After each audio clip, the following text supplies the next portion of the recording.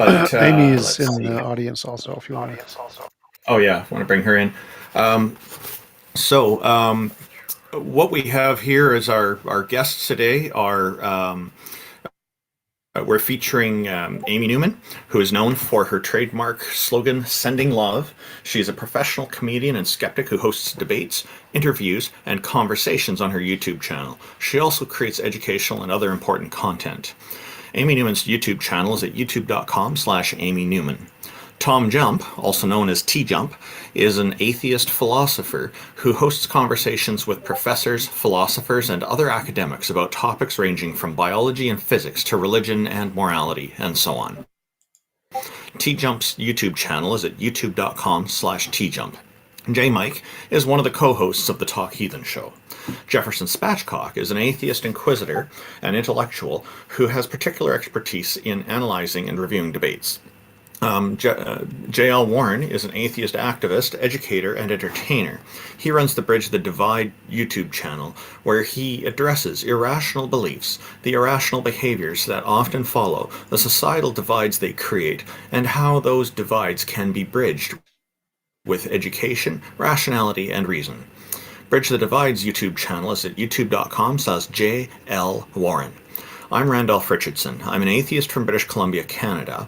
I'm the founding president of Canadian Atheists, and I'm an advocate for freedom, fair justice, and critical thinking. My YouTube channel is at youtube.com/Randolph Richardson. IX is a Tom Unboxes subscriber and former atheist community of Discord admin who enjoys long walks through evolutionary biology-inspired computer science, archaeological, academic, biblical criticism, and so on.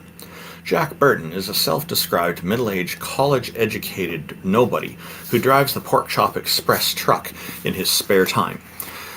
He's a deist and mostly non-committal to philosophical stances.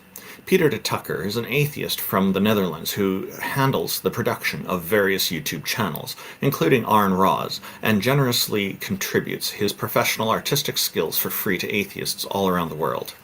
Peter de Tucker's YouTube channel is youtube.com/GonnaGoForIt. And most importantly, Taco, our organizer of this event, is a #1 Discord debater who has never lost a Discord debate in his life. Thank you to everybody for tuning in, and good morning to Amy and TJump. You're both here with me. Did either of you have anything you wanted to quickly go over before we start bringing up our first guest? I don't know, anybody live in Minnesota? Hook me up with cool connections. Instagram models, influencers, just anybody nearby to hang out with. I need more friends. That sounds good. Amy, did you want to say good morning? Just wanted to say hello to everyone. It's great to be here. What is up, audience, Randolph and TJ? Great. Glad that you're all here. And welcome, Tech Mendy. Thank you for joining our stage. How are you today? And what have you got for us as far as a goddess or a god existing? Oh, I'm doing pretty well. I was just curious what you meant by god or goddess. What qualifies as god or goddess? Whatever you'd like to define it as. Typically, it means a non-physical mind that created everything else. Oh, okay. I don't know what you mean by non-physical mind, but created everything else. Wouldn't the thing, matter, object that was at the center of the Big Bang be the god? No, because it's not a mind. Okay, so necessarily some form of mind. Yeah, it would be an expansion event. Space-time was able to exist because without space you cannot have time. So we're using English. In English, the word God refers to a mind of some kind that's usually created everything or has supervenience over things. So yes, since we're using English, it is typically the English word that we're going for. Created is necessarily something from nothing, or created could be originated or source of. Could be either. Well, I guess there's no mind there, but then it didn't create it. Well, it did originate in the source of. It is the origination Again, so source mind of all must matter. have mind. I'm not interested in semantics. We're using English. If you can just Google the definition God in any dictionary, you'll get a good idea. Well then, that's all. Anyways, I'm gonna stay here, listen. Good stuff. Cool. Well, thank you for joining us. So the next person we have here who's willing to I guess, did either of you have any thoughts on this conversation before I bring up Noted? It's just like TJump was saying, a non-mind God. It just seems, I wouldn't say 100% always playing with words, but generally speaking, we care about the guy, girl, someone who either created the universe or started it all or something like that, because we don't think that exists. We don't think that has good evidence. I would very much like a mystical potato to exist, so please convince me of the mystical potato God. Yeah, so defining God is interesting. People do sometimes come up and ask us how we define it. And as TJump answered, it's for the most part anything that people come up with, because there are certain characteristics. It is a mind, and it does have the ability to make decisions and things like that. Typically, it's a supernatural controlling superpower of some sort. Generally, it's if you were to say that it's just a potato, as TJump just mentioned, then, well, what does it do? Like, we could all say a potato exists. We want to use the English language, and that's because we're all conversing English here. Oh, hello, Noted. Welcome, and thank you for joining us. Hi, bro. Thank you. I don't know why every time I join you guys, my phone always gets problems. You seem to be doing just fine today. Well, not anymore. Oh, the potato muted it. Yeah, sorry guys. If my phone continues to give problems, just you could just kick me off. You know. Well, we like to be more inclusive than that. So, and welcome, Peter. So, Noted. What thoughts did you have today? Oh my goodness. Hello. Hey. Yes, we can hear you.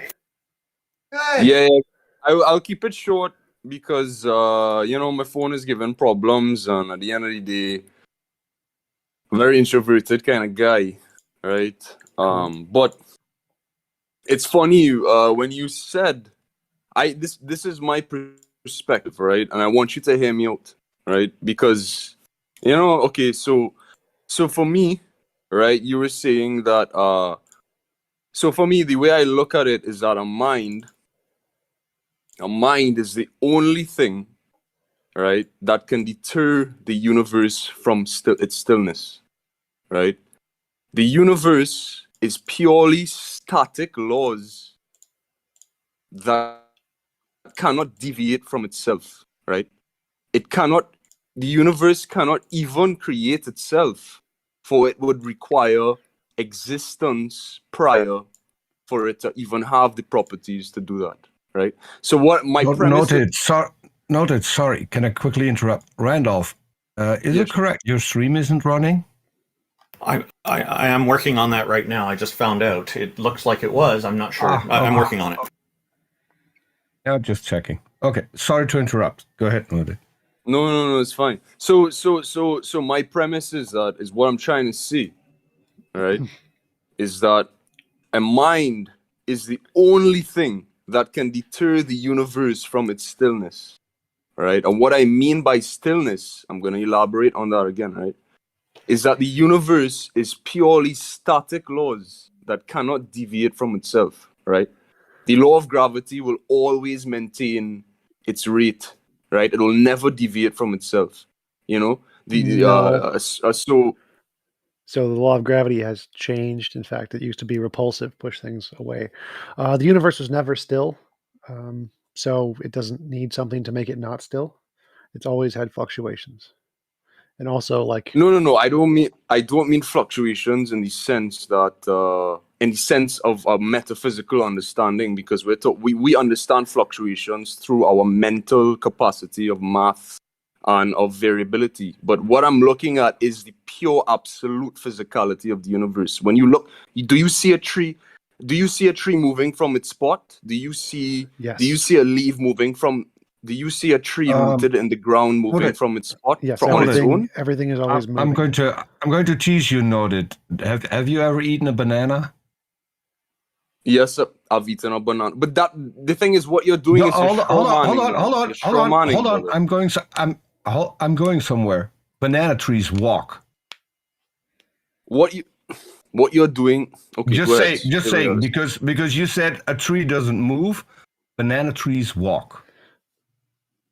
Yes, first of all, banana trees wanted do to not throw walk. that out. They have spores. They have spores within their proximity. They produce new. No. There are trees they with their walk. vines. During their life, they move. Yeah, there are trees that literally walk, but it's irrelevant to your Listen, brother, I'm going to explain it to you one more time. A banana tree. Listen, let me finish what I have to say, right? It's a multicellular organism, so I'm confused why like them not having a mind or staying still is relevant. So I will get back to my point because you guys are going all over the place, right? I am not. What I'm trying to say. Sorry. What I'm trying to say is the stillness of the universe. There is no such thing. It is because all physical laws perpetuate itself. You're not understanding. I'm not necessarily. It's expanding. Hold on. It's expanding. Okay. You're right. Galaxies move. Planets move. Nothing in the universe is still. Literally nothing. I get that. Okay. So what I'm trying to say is that in the stillness, I'm not saying absolute of being still. What I'm saying is that all laws cannot deviate from themselves. If you look at photons, you look at electromagnetism, if you look at entropy, if you look at any physical law, it always maintains its principle. It does not deviate from itself. It never will. Why? Because that's what defines limitation. That's what defines a law. It does, and noted. Hold on. It does because all the laws you just mentioned, are man-made. Right. Those are descriptions. Oh my goodness, brother, hold on. Let me stop you right there one more time. Math is intertwined with physicality.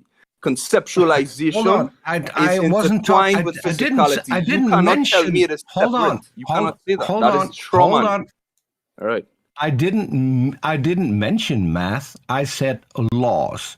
The laws of what do you physics think laws are? What do you think laws are? What do you think? They're mathematical. All physical descriptions have math. Please let me finish a sentence. Note it. Let me finish a sentence. The laws that we have are descriptive. We made them to explain what we see. And they change every single time new evidence comes in. Those laws change. Those laws are not fixed. Let me tell you something, brother. If light was not to move at its exact rate, which is 3.9 times 10 to the 8th, sorry, that's gravity. If light was not... No. If light was to deviate from one increment, electromagnetism which it does, will not work, gravity will not work. The only time you have a law what are you talking about? Light is deviated by black holes. What are you talking about? I was about to get to that. I knew you were going to bring that up. Let me finish. The only time light deviates from itself is when there's space-time dilation. But the reality is it's not even changing the law of light. What's happening is gravity is accelerating it, right? So what I'm trying to say is that, yes, what I'm trying to say is that physical laws are static and they cannot deviate from itself, right? No. In physics, Peter, stop. So in physics, there are multiple theories that have a deviating speed of light that changes all the time. There's nowhere that says the laws of physics can't change, but it doesn't matter. It's irrelevant. Your argument is just terrible. Bro, God's what are you talking about? So God's mind isn't random, right? It has a nature to it that doesn't change, right? Correct, because God is the infinite principle of logic. Correct. What God is holding his mind together, keeping it from changing? God's mind is not what you're doing is you're limiting God to all principles of validity, of validness. So you're saying he doesn't need to be limited, right? He doesn't need to have some external God holding him together. He just stays together on his own, right? God is the source itself. That's great. Does infinity need? Hold on, let me ask you this: does infinity need anything but itself? Does infinity need anything but itself? I know this is a conceptual thing, but think about it. That doesn't make any infinity sense. Only renders more of itself. Does it need anything beyond itself? Stop. I don't give a shit. Stop. So your argument is that the universe needs something to keep the laws consistent, right? Of course, if all laws form harmony because they all maintain exactness. But God doesn't need anything outside of himself to keep himself consistent, right? That is correct. That is correct. Okay, so couldn't the universe just keep itself consistent? It doesn't need anything outside of itself, just like God doesn't need anything outside of himself? Correct. Of course, God doesn't need anything out of himself because God is existence itself. God is logic itself. Okay. So let's say the universe. You didn't hear the question. The universe is existence itself. The universe is logic itself. The universe doesn't need a creator. The universe does not need a God to hold it together, just like your God doesn't need an extra God to hold it together because the universe is existence itself. Okay, so now what you're doing is you're producing your belief over mine. But what I'm trying to tell you, okay, so if that's the case, how can? Okay, so let me ask you this question. Let me ask you this question on the par with what you just said. Noted. He got it. Peter, he got it. Let him go. What TJump tried to explain. Peter, he got it. He understood. Just one sentence. What TJump tried to explain is the rules you put up on God. Why can't you apply those to the universe? Why is there special pleading for God? Because basically, listen to me, this is the question I was going to ask. What I'm trying to say is that the universe cannot create itself. Why? Because it would need existence, space-time, prior to having the properties to create itself. That is the number one, first of all, that is the number one flaw with creation, with the universe having sentience, right? Wait, so when no space-time isn't required, it's not the most fundamental thing in physics. Space-time is emergent from other things that existed outside of space-time. But space-time, listen to me, brothers. Go back. So you said, can God create himself from nothing? That is what you're doing is you're limiting God to all principles of you've already limited. God does not. God is infinite. Therefore, God is infinite. God is an uncaused cause. Or God is the cause. Hold on. You have already limited God to our principles of validity, man. I asked you a question. You have already limited God by saying that he cannot change. That is limiting God. I don't care. No, but that is true. Wait, can God? No, but you're right. Let me tell you why. Because if God is logic itself, right, then that means God will have limitations, but that does not negate his all-powerfulness. What that does is it proves that his all-powerfulness aligns with logic. You understand? And I will confirm that because God, hold on, I will confirm that God can, if God is the source of existence and God is infinite, therefore God cannot exist and exist at the same time. None of that makes sense. That is within logic, God is. Right? That's not what I said. Right. Yeah, but what I'm doing is I'm giving you more sustenance to kind of deviate what you're saying. I'd really like to get back to the point and get off this irrelevant tangent. You do not listen. I'd really like to get back to the point. To what people are saying to you. Really like to get back. You need to listen. I'm listening now, bro. What is it? What is it you want to? Well, I'd like to go back to what the point was. TJump, go ahead. So your argument is that the universe needs some mind to hold the laws of physics together. And I said, no, it doesn't. Just like how you think God doesn't need something external to himself to hold his nature together, you could just say there is no God and the universe is the most fundamental thing in all of reality and it's holding itself together just fine without a God. And then you said that can't be because why?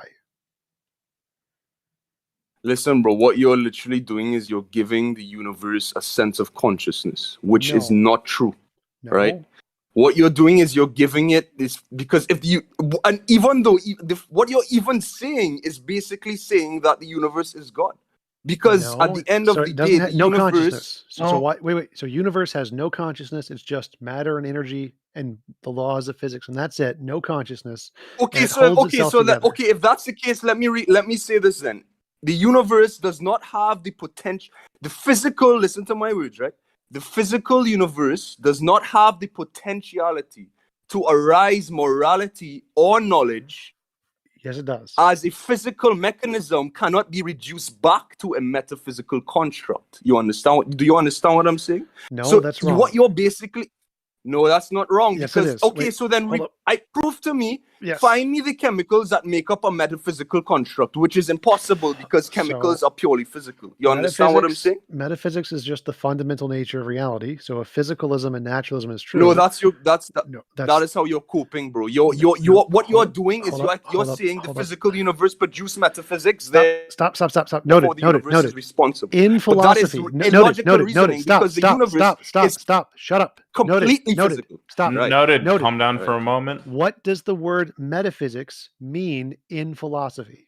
In academic philosophy, what does the word... It means beyond physical, to put it simple. No. Google. Just go to Google. It means beyond physical, to put it simple. Meta means beyond.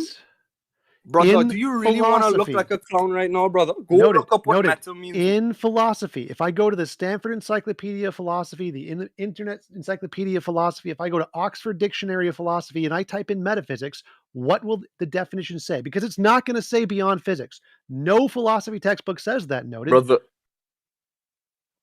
it's basically saying nothing that is very... It's, to put it simple, it's basically saying that it's not truly of physicality, right? No. Because if we want to really talk about metaphysics... Which philosophy textbook? Give me a philosophy you want to talk textbook. about metaphysics, let's get to metaphysics and how it has any correlativeness to physicality. So explain do you know anything about the quantum eraser? Stop. What is the definition? What is the definition of metaphysics in every single philosophy textbook in the world? What is the definition? The definition of metaphysics, bro, metaphysics just literally, as I told you, it deals with things that are not truly physical. It deals with a mental... Give me a link to any academic journal that gives that definition. Tell me. Brother, here's what I'm going to do. I'm going to type metaphysics in Google, and I'm going to let the dictionary, Oxford Dictionary, give me the meaning on Google, I want like right? This is what it says. You ready for it? Philosophy journal. Go to a philosophy journal. Stanford Encyclopedia of Philosophy. Do something that is actually... Bro, listen, bro. I don't have time for this. Listen, bro. Listen to me. What? I'm looking at the link right now on dictionary from Oxford. It says the metaphysics, the branch of philosophy that deals with the first principles of things, including, listen to it, including abstract concepts. Now, abstract concepts do not derive from anything but the mind. Why? Because the mind is a duality. That's wrong. Again, the mind, that is not true. You've stopped reading the definition. Wait. You've stopped reading the definition, and now you're making shit up on your own. Such as being, knowing, identity, time, and space. Right. Correct. And as I was time and space are physical. Right. Substance is physical. Being is physical. So substance these are all physical. Then things. prove to me. Okay, I'm listening. Sorry. So these are all physical things. Wait. So abstract concepts can be also explained as physical things, because like Platonic objects, but not entirely, not absolute. Entirely, it may have a correlativeness to physicality, but not entirely. Because you want to know why? No. Stop. So notice nowhere in the definition did it say beyond physics. That's not anywhere in the definition. It doesn't say. I never said it was absolute of beyond physics, brother. Nothing is beyond our physical laws. Everything is combined. It's beyond physics. Hey, now we agree. Brother, it is beyond physics. But listen to me. This is why I was going to explain. Oh my God! No. You started when I asked you for the definition. The first thing you said was it's beyond physics, and then I said no, that's not the definition. Yes, and then you disagreed. Now we went to the dictionary and said, oh look, that's not the definition. So you were wrong. Now, if you I like, do not we could mean... go to like a philosophy God. journal. Like if we go to a philosophy journal like Stanford Encyclopedia of Philosophy and look up the definitions of metaphysics, it's a much better source than the dictionary, but you do you. Either way, metaphysics is the fundamental nature of reality. So if you're a naturalist, it's called metaphysical naturalism. Physicality is the fundamental nature Stop of interrupting. reality. Stop interrupting. That is... What is metaphysical naturalism? What do those words mean? Metaphysical naturalism. Okay, brother, this is how I'm going to explain it to you. If you are a scientist and a physicist, you rely on observation, you rely on physical reactions and chemical reactions. I'm asking for the definition. You do not, listen to me, bro. Listen to me. You're not talking to somebody who's indoctrinated entirely by religion. You're talking to somebody who knows the science as well, right? Hold on. So you need to listen to me too, bro. Noted. You said that metaphysics, it can't be just the physical, and I'm trying to show you that you're just ignorant of correct. philosophy. Metaphysics requires physicality and beyond physicality. Okay. Requires both. That is why it's called. What is metaphysical naturalism? Metaphysical naturalism to me exceeds it. Listen to my words. It is simultaneously requiring physicality, but at the same time, it is not. Right. This is how quantum physics stemmed. This is how we perceive the mind. You understand? So metaphysical naturalism is a position in philosophy that most philosophers hold. It's a specific thing. It's not like I'm just asking you what the two words mean. I'm saying metaphysical naturalism is the position of most philosophers that metaphysics is fundamentally just natural physical stuff. So most philosophers... Listen to me. You're strawmanning once again. Yes, it is natural because we have been exposed to it. But if you were to reduce it back to a physical mechanism, it cannot stem. You understand what I'm saying? No. Do you not understand what I'm saying? I'm not denying physicality because I understand what you're asserting. Physicality with metaphysics. You understand? Noted. I understand what you're asserting. I'm not trying to... Hold up. So the only thing I'm trying to show for you here is that the consensus view of professional academic philosophers is metaphysical naturalism, which means metaphysics is just physics, nothing more, only natural, nothing more than natural. Incorrect, because if it is... Brother, I know this is how you cope. I understand, brother. I understand. You're like, okay, I accept the universe for what it is. But I'm a scientist as well. And if I were to take the mind and reduce it back to physicality, there's no way in hell that neurons, which are 7 limited chemical reactions, can produce... Explain to me how reason in itself. Explain to me how reason in itself... Hold on. Let me ask jumping to a different topic. So but this is to validate what I was saying in a more elaborate... I'll answer that too. So my point here is that most academic philosophers understand the word metaphysics doesn't mean beyond just physical stuff. Just physics is metaphysics for most philosophers and most scientists. Brother, I get what you're saying. What you're basically saying is that, okay, this is not a phenomenon. This is just a part of life. No, I'm saying that your definition is wrong. It's not a part of life because everything in life has an explanation for its physical mechanism. That is what science is. That is what observation is. Anything beyond that enters the realm of consciousness, God, and metaphysics. No, it doesn't. Do you not realize that? None of that was what I was saying. So first, the randomness is actually a thing in physics. You can just check foundational attitudes towards quantum Brother, mechanics. You're coping right now, dog. You're not listening to me, bro. You're not listening to me. I was addressing one of the things you said, then I want to go back to the topic. So randomness, not everything in physics is determined. There is true randomness. That's the consensus among physicists. But the point I wanted to bring up is that your definition of metaphysics is factually wrong. Everybody in philosophy understands metaphysics to be not anything like the way you're defining it. So you've made up your own definition that means nothing like what philosophers mean by metaphysics.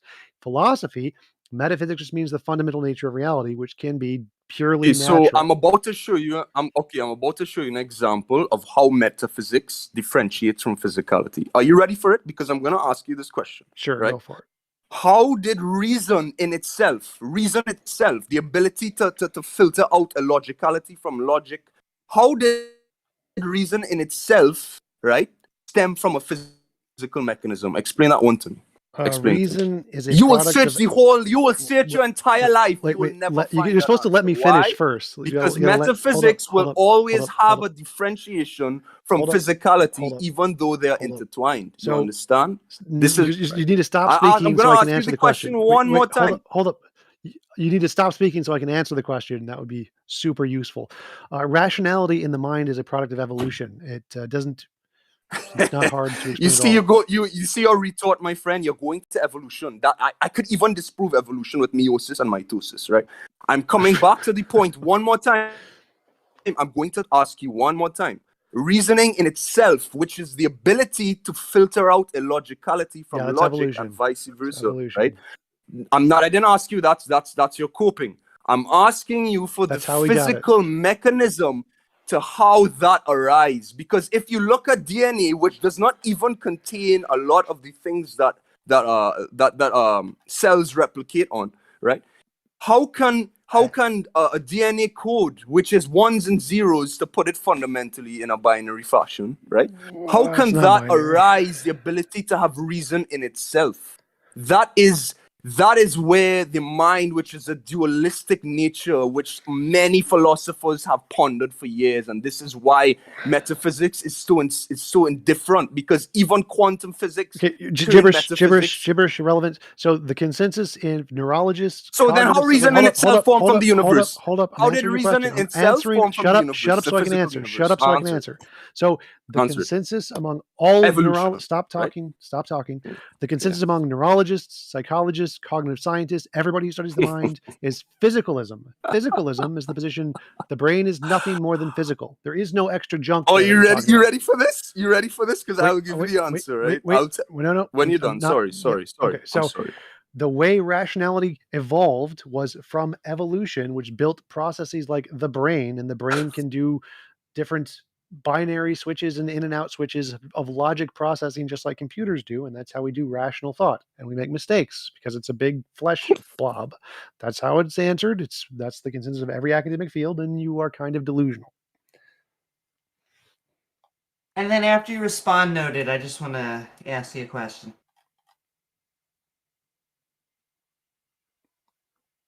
Oh, you might have dropped. So I'm going to use that to just explain very quickly that the mitosis and meiosis, I mean, these come from self-replicating molecules. Guys, I don't know why I'm not hearing any of you. What's going on? Oh, can you hear us now? But I want to know if anyone specifically, he dropped, a theist or creationist thinks mitosis is supernatural or beyond the physical, because all evidence points to it being a natural process. And I just want to also point out that creatures that can do reason and gather evidence are a new thing that is the hallmark of being an animal.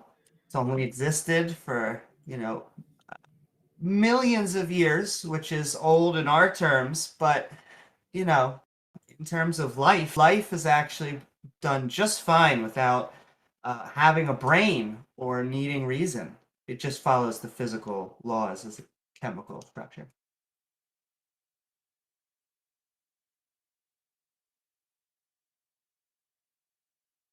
But I would love to know a creationist who thinks that genetics, is really the hallmark. I just want to know if mitosis and meiosis is a supernatural process. I would love to get an answer for that sometime.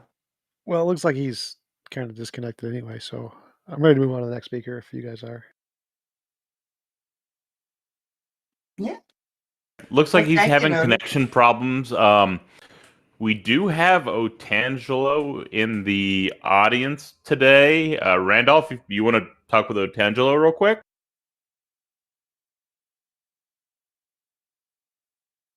Okay, I just brought him in here.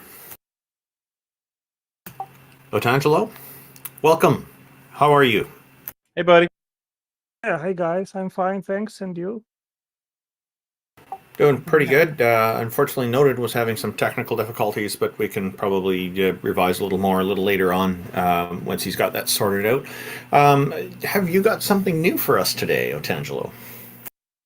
Well, I wanted actually to have a follow-up on what we were discussing last time when I was here, and this is about the origin of the genetic code, which, in my understanding, is a language, and that would then come to the question: what explains best the origin of language? Is it a mind or is it a physical process? Now, before we actually continue, I was listening to TJump having that interaction with with the previous guest, and I don't think it provides good conversations when one or the other or both constantly interrupt each other.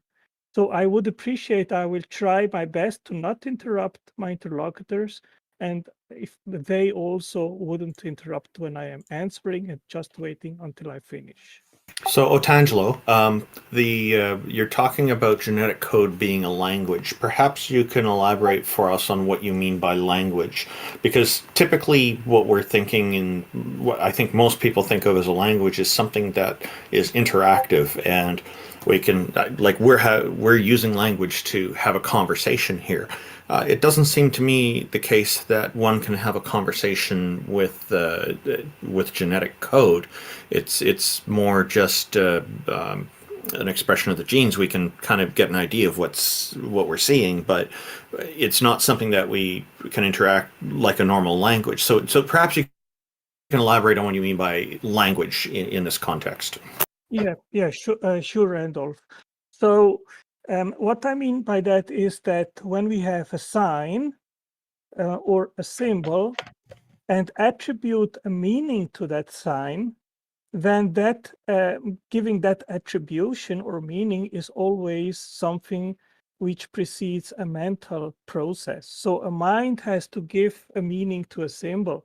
And let's say, for example, if someone is stranded on an island, and then he puts a sign on the sand, SOS, and an airplane flies over that island and looks down to the island and to the beach and sees that SOS sign, then that person can make an interpretation of that sign, and it means, of course, someone needs help there. So he can actually ask for help so that person there stranded can actually be rescued. So that is basically analogous to what we see in the genetic code, which is an attribution of meaning. That is, there are 64 codon words. These codons, they are 3 nucleotide combinations. And for example, the sequence AUG means a stop sign. So that means for the machinery of the ribosome, stop with translation.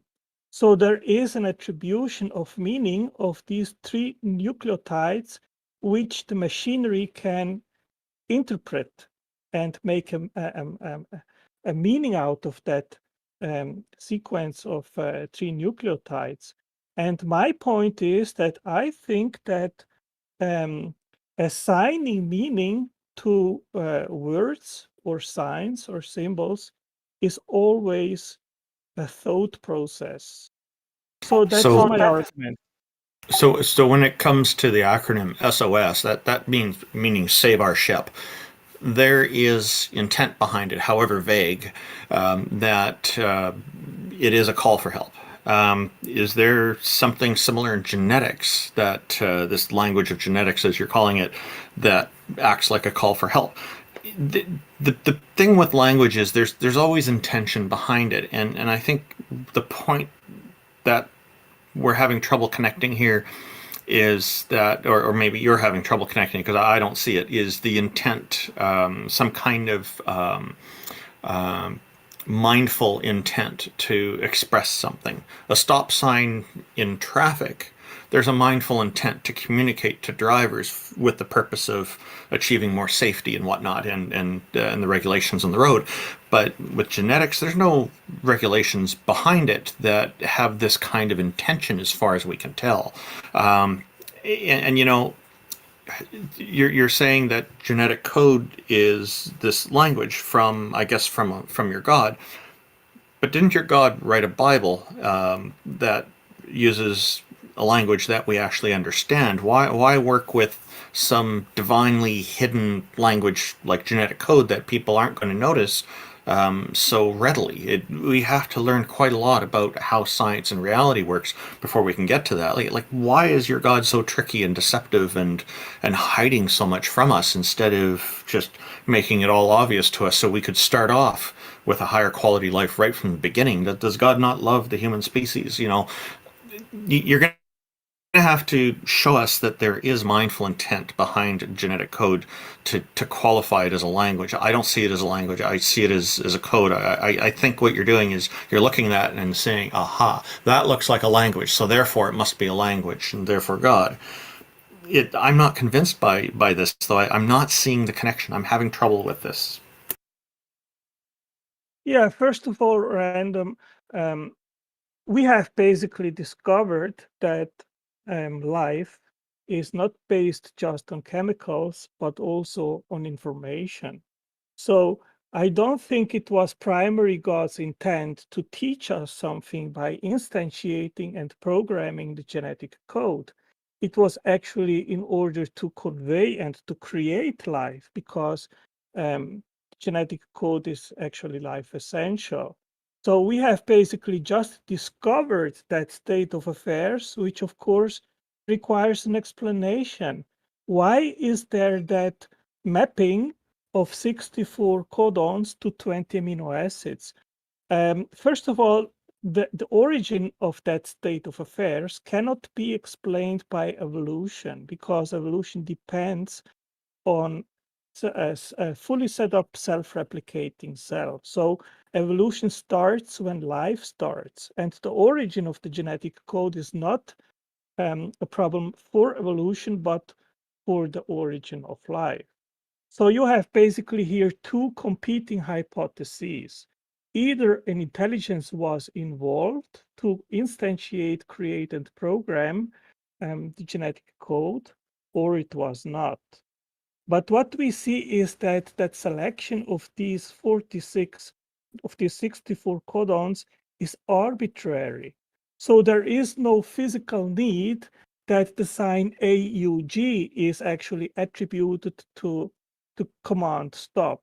It could be another nucleotide sequence.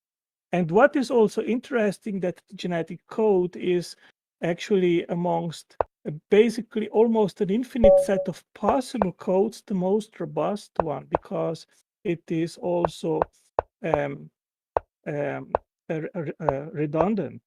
That means that there are up to 6 codon words assigned to one amino acid, and that means that it is error prone. So it is optimal to minimize possible mutations and errors during translation. So I would say once we have arbitrariness, the question is, why would random chemicals on a prebiotic earth create such a state of affairs? I would just want to say it seems that it was formed by evolution. We would need evidence that these 64 codons actually come from a mind and aren't just the self-replicating molecules interacting and creating, eventually, fruiting bodies. I have a problem with the phrasing. It wasn't created. It formed, which is entirely different, because creating needs a creator. That is slipping in your own conclusion.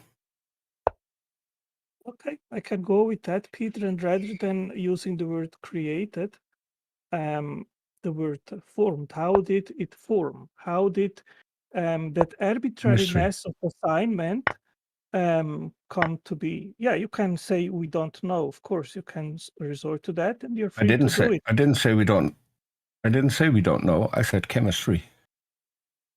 We've seen RNA form spontaneously. RNA makes DNA, so we can get DNA through a spontaneous process. We can get that. We already know that. When So you're moving goalposts, it's not. I'm not saying. I'm not saying that. Hold on. I'm not saying. Hold on. DNA. Hold on. I'm not It's saying. about I'm not saying. I'm not saying that that is what happened. We know it is possible, and for now, that's all we need to know. We don't need a creator because we already have a way to get there naturally without any outside force acting upon it. So why would we need a creator if we can get there through purely natural processes? It's just adding in more complexity where it's not needed. Okay, first of all, you're moving goalposts, Pete, because we are not talking, I am not talking about the origin of the RNA and DNA molecule. That would be another topic, and I entirely disagree with you on your claim. But the question is about how did that mapping or assignment of codons to 20 amino acids emerge? And as I said previously, It forms spontaneously in a lab I didn't finish, Peter. I would like to finish my sentence. Okay. Sure, go ahead. So the question is, what explains the origin of that mapping or assignment in a more case-adequate manner? You have basically two competing hypotheses. One is that intelligence did it, and the other is that just chemistry worked somehow. And I say that upon our understanding and experience, we know that we as intelligent beings, we are capable through our intelligence to assign meaning to a symbol or a word, while we have never seen chemicals which have no intelligence doing that. I agree. So another thing we haven't seen. Amy, hold on. Another thing we haven't seen. That though. That's what DNA is. Is an intelligent creator. So when you say we have two competing hypotheses, no, we don't. Because for the one that we have observed in a lab purely by accident, no one was going for that. That happened purely by accident in a completely different experiment that, in hindsight, had the correct ingredients to make RNA form spontaneously. We have observed that. We have not observed a creator. So we do not have two competing hypotheses. We have one that brings in magic, and we have one that we have observed in real time and can replicate. So we have one hypothesis that works, another one that is based on that's made up out of whole cloth. Unless you can actually demonstrate your intelligent creator, you have nothing, because that's where you need to start. If you want to invoke an intelligent creator, start with demonstrating that this creator exists. And then we can investigate and see whether or not he created something and what he created. Until then, you have literally nothing. And we've been over this, Otangelo. This is where you conk out. This is where you say, literally, you have told me this more than once. This is where you say, I don't have to demonstrate that for you. My claim is sufficient. And it is not. It wasn't 2 years ago, it wasn't a year ago, and it still isn't. Okay, Peter, two things here. First of all, after I educated you that my topic is not about the origin of RNA and DNA, you doubled down and actually didn't give attention to what I said. The origin of RNA and DNA, the physical molecule, is an entirely different topic than explaining the origin of the genetic code, which is a mapping or assignment of 64 codon 3 nucleotides to 20 amino acids. That's the first thing. which Secondly, is spontaneously forming I RNA is I literally didn't explaining that. finish. I didn't finish, Peter. Okay. So the second point that you said, well, I first need to demonstrate my God. No, I don't. The evidence, what is the path to the cause. In the same sense that you don't have eventually the perpetrator of the murderer on a murder scene, but based on the evidence on the bullet in the chest and no arm nearby of the victim, you can actually draw an inference to what probably happened. Okay, hold on. Now I need to interrupt and clarify because we have seen. Yes. We have demonstrated that bullets come from guns. We have demonstrated that bullets can kill people. That is all been demonstrated.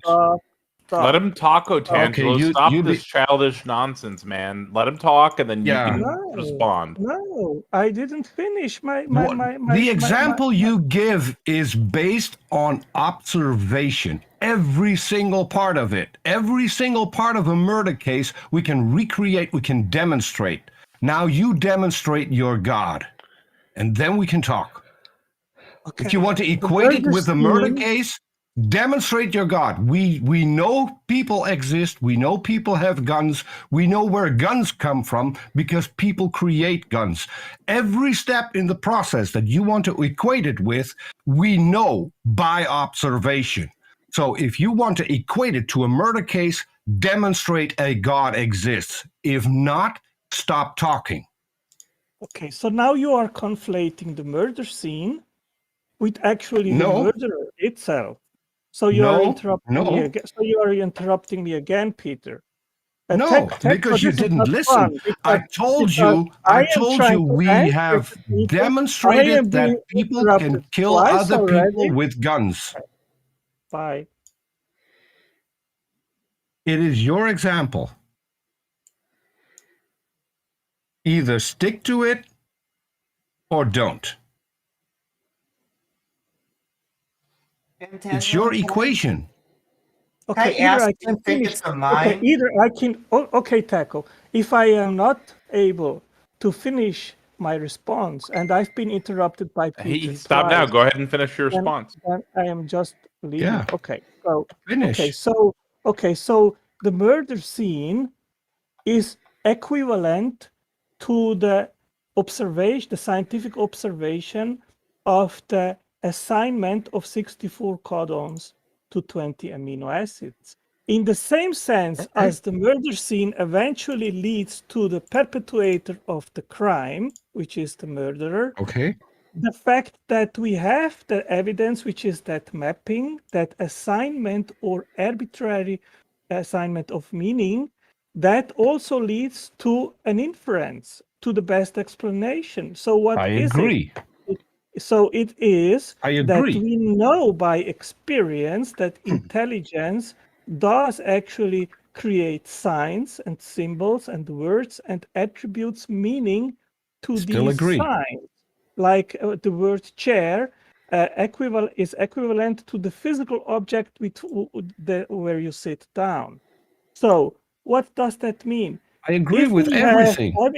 If we have evidence that the mechanism is case adequate, intelligence creates codes and symbols with meaning, and we do not have evidence that physical, chemical materials do assign meaning to symbols, then intelligence is the best explanation and the more case adequate answer. Okay.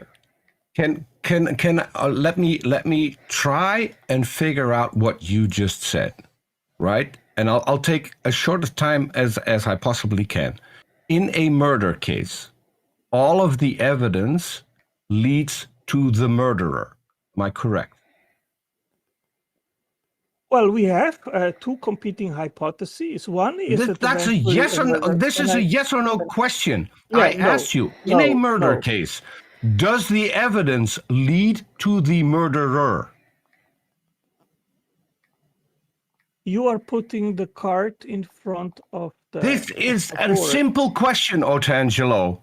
In a murder case, in a murder investigation, does the evidence lead to the murderer?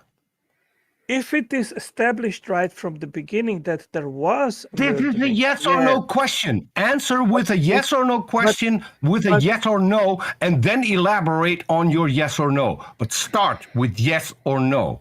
Does it lead to a murderer?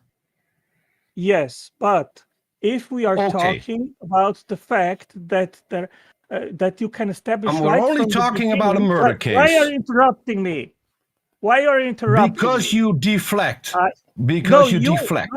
No, because you I asked you about a murder case. No, you Stop are thinking about everything else. You are inserting that it was a murder case right from the beginning in the premise when that you is not came up with you came up with the equation, Otangelo. It wasn't my idea. You came up with. You said it is similar to a murder case, and I want to point out where you go wrong. So don't get mad because you're wrong, because I'm going to prove you wrong, because it's your example.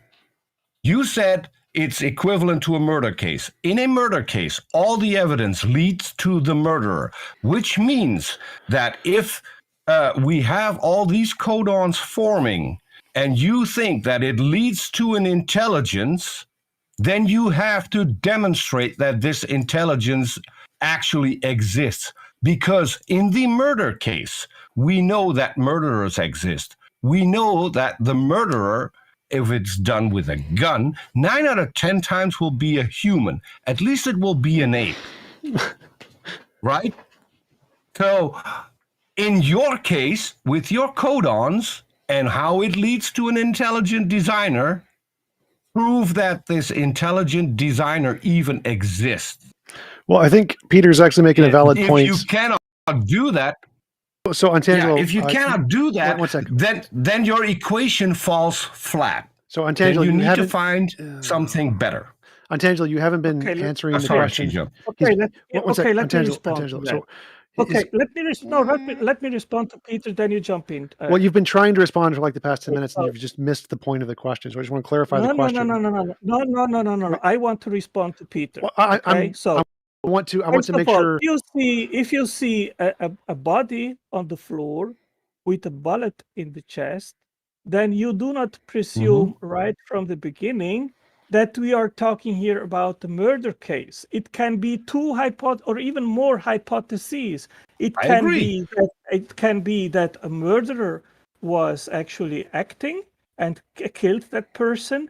It can be that that person somehow did suicide and had an accident. We have three possibilities. Can I finish, please? And eventually, the gun was carried away by someone, but it was still a suicide. You're missing the point. This is why I wanted to clarify. You're completely missing the point. Eventually other possible causes. What I am saying is that you cannot presume right from the beginning that you have a murder case in front of you. You're missing the point, Antangelo. You have competing. TJump, let him finish because he's hanging himself right now. Let him finish. Okay, so you have different competing hypotheses, and based on the evidence, it will lead to a murderer as the best explanation in regards of that event. No, so we are not starting. No, you don't. No, you don't. No, you don't.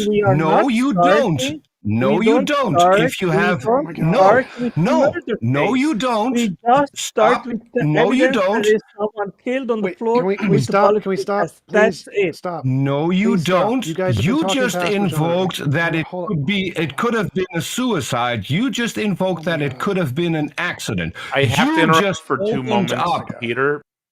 Everybody tune it down like 2 levels. I'm getting messages. This is getting really loud. Just tune it down like 2 levels. Okay. You guys have been talking past each other for like 20 minutes. Let's just try to get back to the point here. So Peter's argument. Hold on. I need to point this out because he just said that there are more possibilities. If we go with the evidence, we go the shortest path. If what happened was an accident or a suicide, then we come to a different result. You've just opened it up with your equivalence from the murder case and your codons forming that there are multiple explanations. We go with the simplest one, which is the one that doesn't need an intelligent designer, because we have a working hypothesis for that. Okay, and so you just prove yourself wrong. So okay, let me answer. Wait, stop. You guys have gotten nowhere. You've said nothing and just gibberish the whole time. So let's get back to the point. Peter made a very good point here. Go. Peter's saying that if you have let's go with your murder analogy. There's a murder, and you want to say a unicorn did it or a leprechaun did it. Now, in the court case, those immediately get thrown out until you first demonstrate unicorns or leprechauns exist. So if we have a competing hypothesis of like DNA is a code, and we want to know what caused the code, if you want to say a mind did it, the only thing you can do is say a human mind did it until you demonstrate other minds exist. So until you demonstrate the other minds exists, you only have one option, that's humans, and that's it.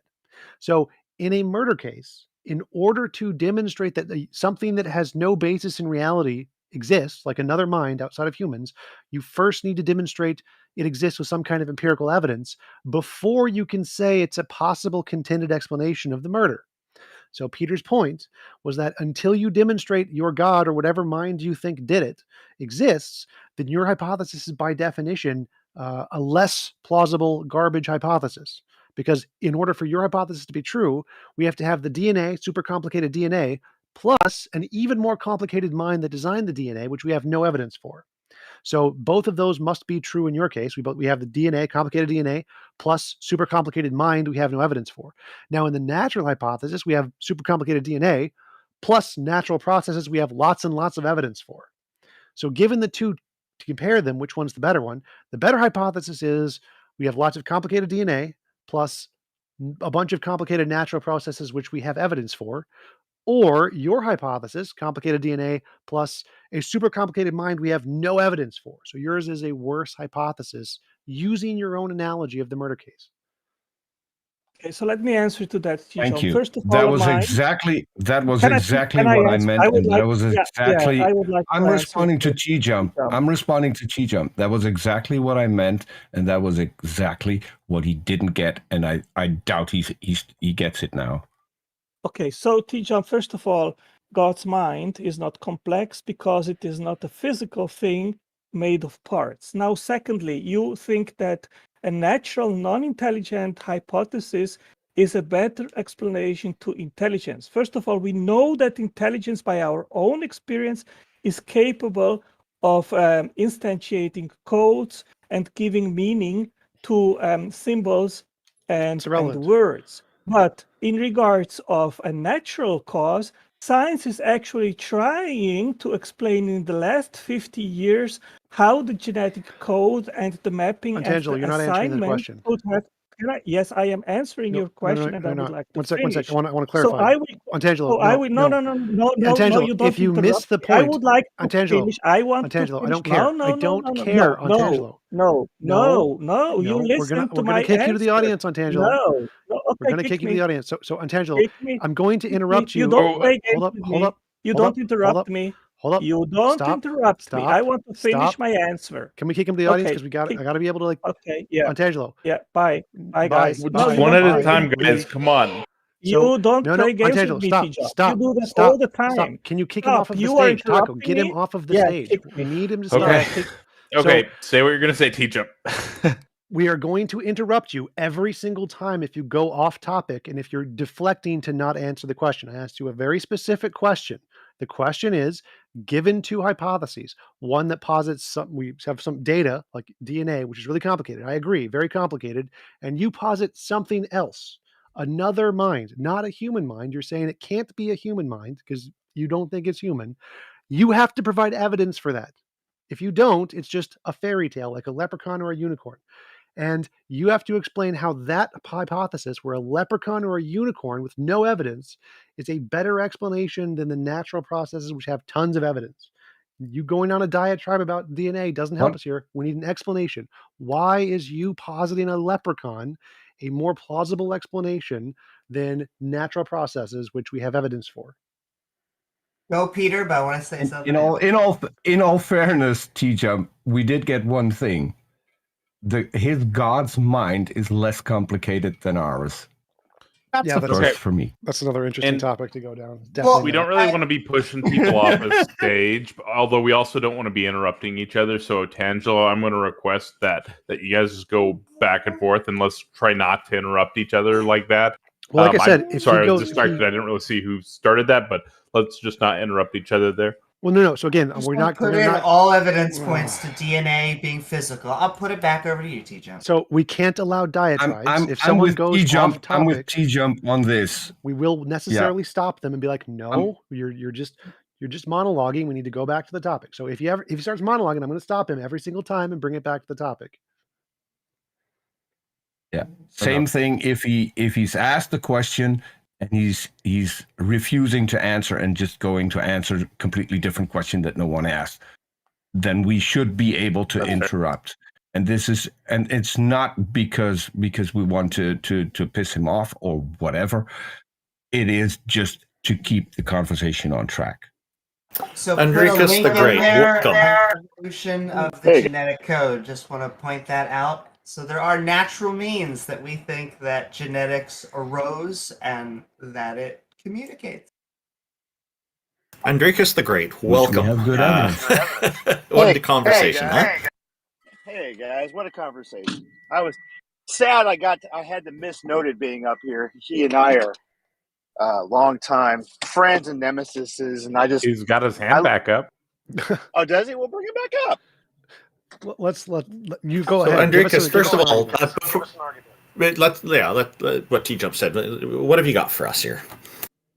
Well, I just like to point out that what happens so many times, and TJump said it another way very eloquently, but I like to point out the incomplete inductive claims that these guys like to make. If they're going to say the inference they're making is very clear. If we see mind-dependent processes producing things like codes and all that kind of stuff, and we see things like that resemble in nature, well, they're going to say, well, we're going to infer that minds must be necessary for that too. But it's just an incomplete inductive case because, as TJump said, we observe all these things happening naturally that we don't observe direct mind involvement in. So it's just as valid an inference to make that whatever a human mind does, creates, is merely imitating what happens naturally in the universe. They're equally valid inferences. And I just don't understand why creationists have such a problem seeing it. Well, I understand because they have motivated reasoning, but I just don't understand why they can't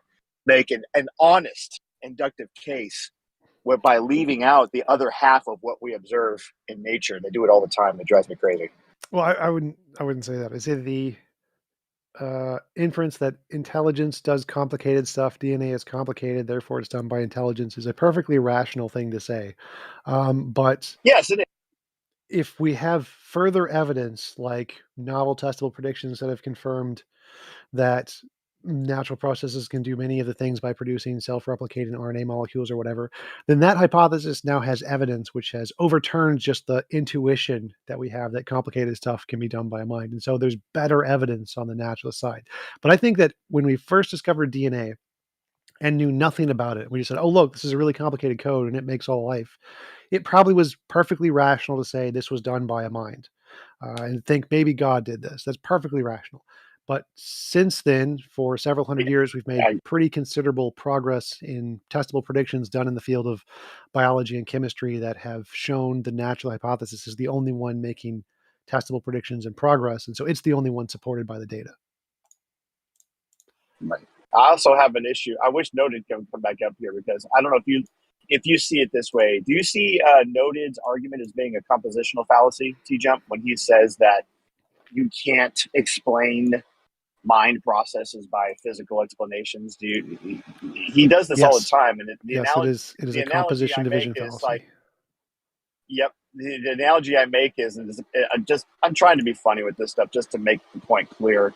Basically, Noted thinks that a tire can't be part of a car because a tire doesn't go beep. Well, yeah, he's just making you can't get life from non-life, you can't get intelligence from non-intelligence, you can't get logic from non-logic. He's just, it's a composition division fallacy. Can't get water from non-water. I've explained that to him a number of times, and the motivated reasoning that we run into when they get so like when you stopped Otangelo just now, because he was about to go into a diatribe. He was about to go into a complexity diatribe, which they always do, to say that you cannot. There's so much complexity. How could it possibly be? How can function be prescribed without intelligence? Is what they're going to go for.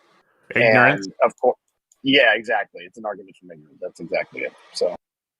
Anyway, that's all. I wanted one of them to be up here so we could have some fun, a little bit of fun, but I guess that part might be past. But thanks for letting me come up and just say that. Oh, it's always a pleasure.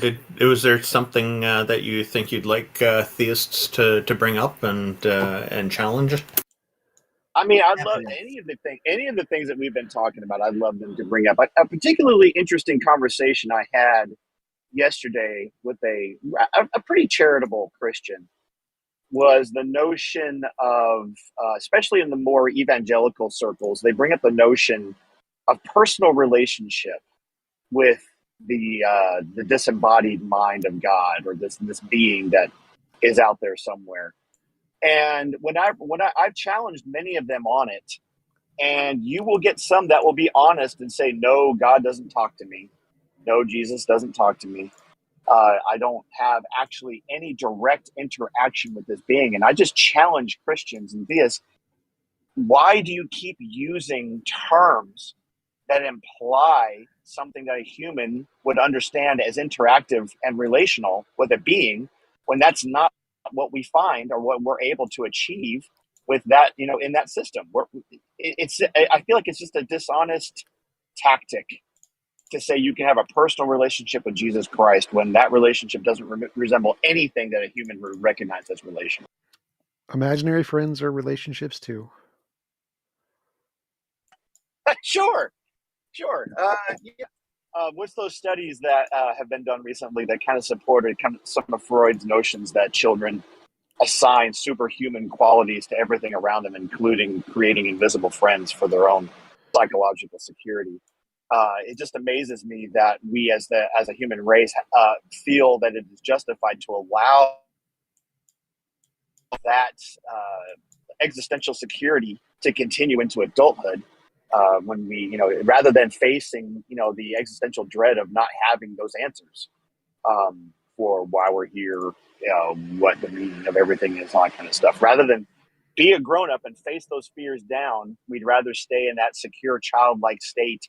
And the Bible even says that directly, which is kind of interesting, that you must have childlike faith and everything. I think there's a reason they say that, because as soon as you do try to face these things down with an adult mentality, it doesn't make sense anymore. But I would be curious to have a theist or a Christian defend why they use the language of personal relationship when it's really misleading, because that's not what we see or humans able to achieve in reality. It's also an equivocation fallacy, because we normally use the word language or communication to mean species communicating with each other using sound waves. Well, so my biggest problem with people like Otangelo is that he'll have a double standard, and we've pointed this out to him for the past 2 years. When it comes to scientific explanation, he wants evidence for everything in the process: the ingredients, the processes, the observations, the people involved. He needs a scientific paper with every single detail. When it comes to his God creating, he will say, I don't need that evidence. I can just make the claim. I find that inherently dishonest, and this is why I push back on Otangelo the way I do. Totally. Well, I find it interesting that a lot of the theists and Christians that are online in these online forums, the ones that are pushing the logical, their quote unquote logical arguments, their reasons for thinking, I never hear them speak about relationship. I never hear them speak in emotional terms about the love of their creator. I always hear them speak in these pretty. I hear them say it all the time, but we should try to get back to that topic with theists at some point. Yeah. Well, that's why I would be interested if a theist or a Christian would come up here and explain why they use that language when we don't actually see evidence of that actually being possible or happening in reality. That's a fair question. I'll give one answer, because a scientist and a skeptic's job is to convey information, and the creationist and apologist's job is to sound technical. Thank you, Enriquez, and welcome to Aquila. I'm sorry, I kind of joined the chat a little bit late, but someone asked you wanted someone who's a Christian to speak about why this religious thing has to be a personal relationship kind of thing. I don't know if I misheard. Yeah, why the language of personal, why the words personal relationship are used when nothing about the interaction, if there is any, between a human being and this proposed entity actually resembles what humans would recognize as relational. And now, of course, you're going to have some Christians say, you're going to have, I don't know if it's going to be equal amounts, but you're going to have some Christians say they do talk to God and God talks to me. And then you're going to have some be like, no, God doesn't talk back to me. So I'm just interested in what the actual relational part is that would justify using the words personal relationship with God. Yep. It'll be a 3-pointed thing. So like none of them will stand on their own, but there's 3 points I'll raise in respect to that. First of all, like, I don't know about other Christians, but at least for the Catholic Church, the definition of what heaven is, or the telos, or the goal of the Christian life is God himself. It's not like, Garden of Eden, flowing honey, or that. It's just simply God himself. Secondly, there's this, that God is utterly unchanging. So in the sense that he won't actually have a relationship with us because he's unchanged by creation, by our salvation, by anything like that. But so to actually, as it were, reach heaven, that is to enter into some sort of life with God, it involves a changing oneself. And that's just some way analogous to what we would say a relationship between people. It's like it's outside oneself. It isn't just a subjective, mental state. It's actually a participation in something external, which is God. So it's sort of this weird one-way relationship where the beatific vision, we actually get to see God not as we would, but as God sees himself. So, it's a personal to me relationship without him being affected by it in a weird way. That was 2 things. Did you have a third thing? Well, that was the 3 things. One was that the telos, which is what heaven is, that God is unchanging, and thirdly, that the change is in the Christian himself, not in God. So what in any of those things, that's very analogous to something that somebody brought up when they tried to explain in a similar way that going to Disneyland puts you in personal relationship with Walt Disney is basically what you just described. And do you think a human would be justified to say that because they've been to Disney? I'll make even a broader one. If a human being is an American, they participate in the machinations of American government, they enjoy the protections of American law, U.S. law. Do you think that a human being is justified in saying they have a personal relationship with the President of the United States because they participate in the American experiment and all the benefits that are entailed thereof? Do you think that would be justified? I mean, in some remote, weird, metaphorical, analogous sense, but not really. I mean, there, what you are is like interacting with the effects of the presidential decisions in some instances. And so you are kind of,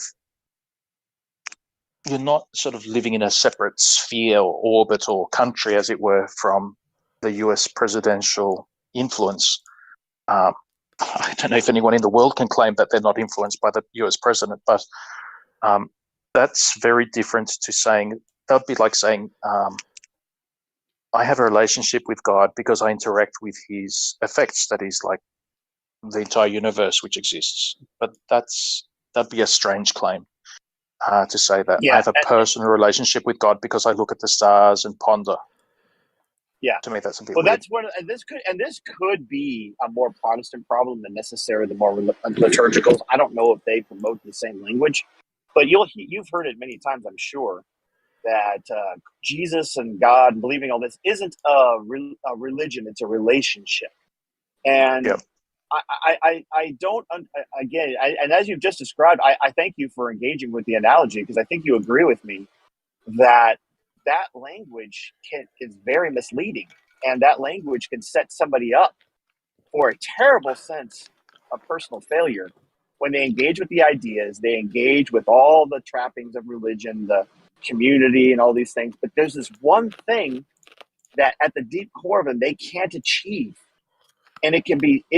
Let me tell you, as a person that went through it, that grew up in it, it can be personally, emotionally devastating to a human being to be told that the most critical thing is this relationship with this thing. It's more important than anything else. And a person cannot achieve it in any such way that's understandable by a human at all. And what do you think? Do you feel like, based on that perhaps the language should be changed on a fundamental level, and that language should not be used because it's so misleading and can set people up for such disappointment and emotional heart and trauma? Because that, as I think you've acknowledged, it doesn't resemble anything that a human would understand as a true interactive relational relationship with another being. Yeah, I don't know, it's a bit of a weird thing. It's like because I don't know an awful lot about Protestants, except having interacted a lot with them on Discord, which is obviously quite limited and stylized. But I do think this kind of question of having a personal relationship with God can be a little bit funny from that perspective, because they have obviously works are not meritorious, like it's faith, something like that, just believing in God, and things like worship. It's like, what is worship? And like they'll say things like kneeling down or praying and all these other things are worship, but they don't actually change the relationship if there's one to begin with. To me, it's a bit strange. So I can only offer from my own religion, which is the essence of worship is, I guess you'd call it the internal life of God, where in terms of something accessible to us, what is the pinnacle of worship? It's God offering God to God, that is Christ on the cross offering himself to the Father. And then what is our worship then? It's not anything. It's like prayer is just prayer, kneeling is just kneeling, doing, all these other things. They're kind of almost like ego massaging, or this feels good, or it's like it's a sentiment, a religious sentiment of some sort. But I don't think a Catholic would call those things worship. Worship is once you're entering into something of the life of God, that is where, as a Christian, you have grace in your soul, and that grace is not just a psychological state or a sentiment or a belief. It's something which God gives to you. And then, so when a Catholic goes to Mass, you're not just observing what we believe to be like a sacramental representation of Christ's sacrifice on the cross, but you're actually joined to it. Like in some ways, you have something of Christ in you, and it's that desire of offering yourself to the Father. It's this entering into the eternal life of God, as it were. This is all good. I understand what you're saying with all this, Aquila, and it sounds like you're describing what we described in the original analogy, which I don't necessarily have a problem with. A person is engaging with the concepts. A person is engaging with the paradigm, right? This still does not have any indicators of interaction with a being, with an actual being in a relational way. So I understand what you're saying, and I honestly think that you would not actually probably use those words in the same way that is promoted in other systems. I think you actually seem to have a bit of a conceptual issue with somebody saying it's like a one-on-one interactive relationship like you would have with another person. I don't think you would say it would be sold that way from your particular point of view. So yeah. I just, for me, it's a language that I wish the church in general would stop using, because it's pretty damaging to people when they can't achieve it in the manner that's sold to them. And I think you agree with me on that, because I would have no problem with them saying, hey, you can engage in the concepts, you can wrap yourself up in living the life as prescribed by the system. You can feel part of this larger thing and all that kind of stuff. And I have no issue with saying those kind of things. I just think taking the extra step and saying that you must have the same kind of thing you would have with a friend or a parent or a spouse or even a dog, that you know, a beloved pet, that you must engage in this kind of way with that thing is terribly damaging and dishonest. I honestly don't see the difference. I've got to say, it's this. So like, it's a very weird. It's just a quick comment, because you mentioned that thing. Have a childlike faith or belief or relationship with God. To me, that's just being childlike, all that kind of thing. It sounds pietistic. It sounds repellent. But I have to say, it's like one of the weirdest kind of times of experience of practicing religion, where I'm just going to attribute like subjective psychological, not some mystical thing, but nevertheless, it was strange. It's like there was a time when I wasn't really interested in religion. I probably just went along with it because my parents, you know, they were European, and for them it was important they went to church. And so there I was, a young teenager, probably 13. I went along to midnight Christmas mass, and at the cathedral, and they have like a little statue of baby Jesus. And I was like, oh, gee, it's so kitschy. I hate all this stuff. And like, I just went, but I thought, I can just go along and be sullen and an idiot, or go along and actually go along. So, you know, this mass went through, and I was like trying to be sort of pious and devout as much as it was like kind of rubbing me up the wrong way. And at the end of mass, people started sort of filing up to the front to kiss the foots of this baby statue, this statue of baby Jesus. And I was like, and I thought, my parents are here. I actually came. I'll just go and I'll do it reverently. So I was walking up, trying not to like, you know, wag my head around like I was just annoyed. I was just trying to go up. I got there and I got to this statue, tiny statue that the Archbishop was holding. And I knelt down and I kissed the foot of this statue. And it was just, I would say you'd measure it in like milliseconds, not even 1 second. This sense of being loved or something, like, you know, like that sense, like when a girl finally says, I love you for the first time, it's just that sort of like flush of something or whatever. It was just like this extremely intense thing, just a moment. And I broke down weeping. It was so freaking embarrassing, where it got to the point where I was like wailing and bawling and making a lot of noise, and people were sort of like leading me away from the altar. It was just so embarrassing, but it was like at that moment, like I kind of, it was quite childish how I went up, where I was just going to be diligent, and I don't like this, I don't want this, but for my parents' sake and whatever, and because the Archbishop, and I'll just go up piously and do the best I can. It was just the singular most unusual experience I've ever had in my entire life. And I'll just put it down to psychological. I won't even attribute supernatural to it, but there is something for that simplistic thing. It just does something. I appreciate that. I can appreciate that. TJump, you had something you wanted to say? Yeah, relationship is just a feeling. So like, we could all be a brain in a vat, and the relationship is just you feel like you have a relationship. So it's not really like surprising to me they use that language. They feel like it's a relationship, so it's a relationship. So it's not really anything more than that.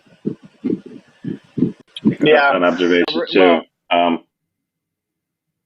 But would you say, TJump, even if you were like a solipsist skeptic, for you to sort of relate to another person, where it's like you're starting to have like a common interest, like you actually care about what benefits them and what hurts them, and you suffer if they're hurt, and you rejoice if they, you know, get their degree or whatever it is. That is, for a solipsist, I imagine, an act of faith in relationship, that you're not just swimming around in your ideas and sentiments, but you're actually connecting to another person's fates, as it were. Like, yeah, there's a feedback loop that's happening there, though, that I don't think you can demonstrate that it's happening in a person trying to interact with that quote unquote, God entity. We get feedback when you're actually in proximity with the person, or even if you're not, and we're doing what we're doing right now. You're interacting over the internet. There's a loop that's happening. There's a feedback loop. There's information that's flowing back and forth. And it's just a feeling, literally just a feeling. That's all it means. Like, you could be in a brain in a vat and have absolutely nothing, and it's a relationship. It seems like a relationship to you because it's a feeling, and that's it. That's all it means. Right. That's not true. That I just wanted people to understand that that's what you just said is not what's being sold when they use those words. It's it is. It's usually just, that's what they mean, is just a feeling, because relationships are just feelings. That's all they are. And so they get the same feelings from their idea of a God as they do from friends. I think Andricus is saying is correct, but there's one of the things that I think happens with, especially on the Protestant side of it, is the anxiety that you're talking about, that anxiety, the neuroticism that occurs, because, I mean, Protestants are the ones that are more likely to start using language that almost sounds like, what if God's not into me? As much as I think he is, kind of stuff. You will never hear this from Catholics. But when Protestants get to a stage, in most cases, right, the way the sales pitch is initially made to someone who's not converted yet is that enter into a personal relationship with Jesus and everything will be good.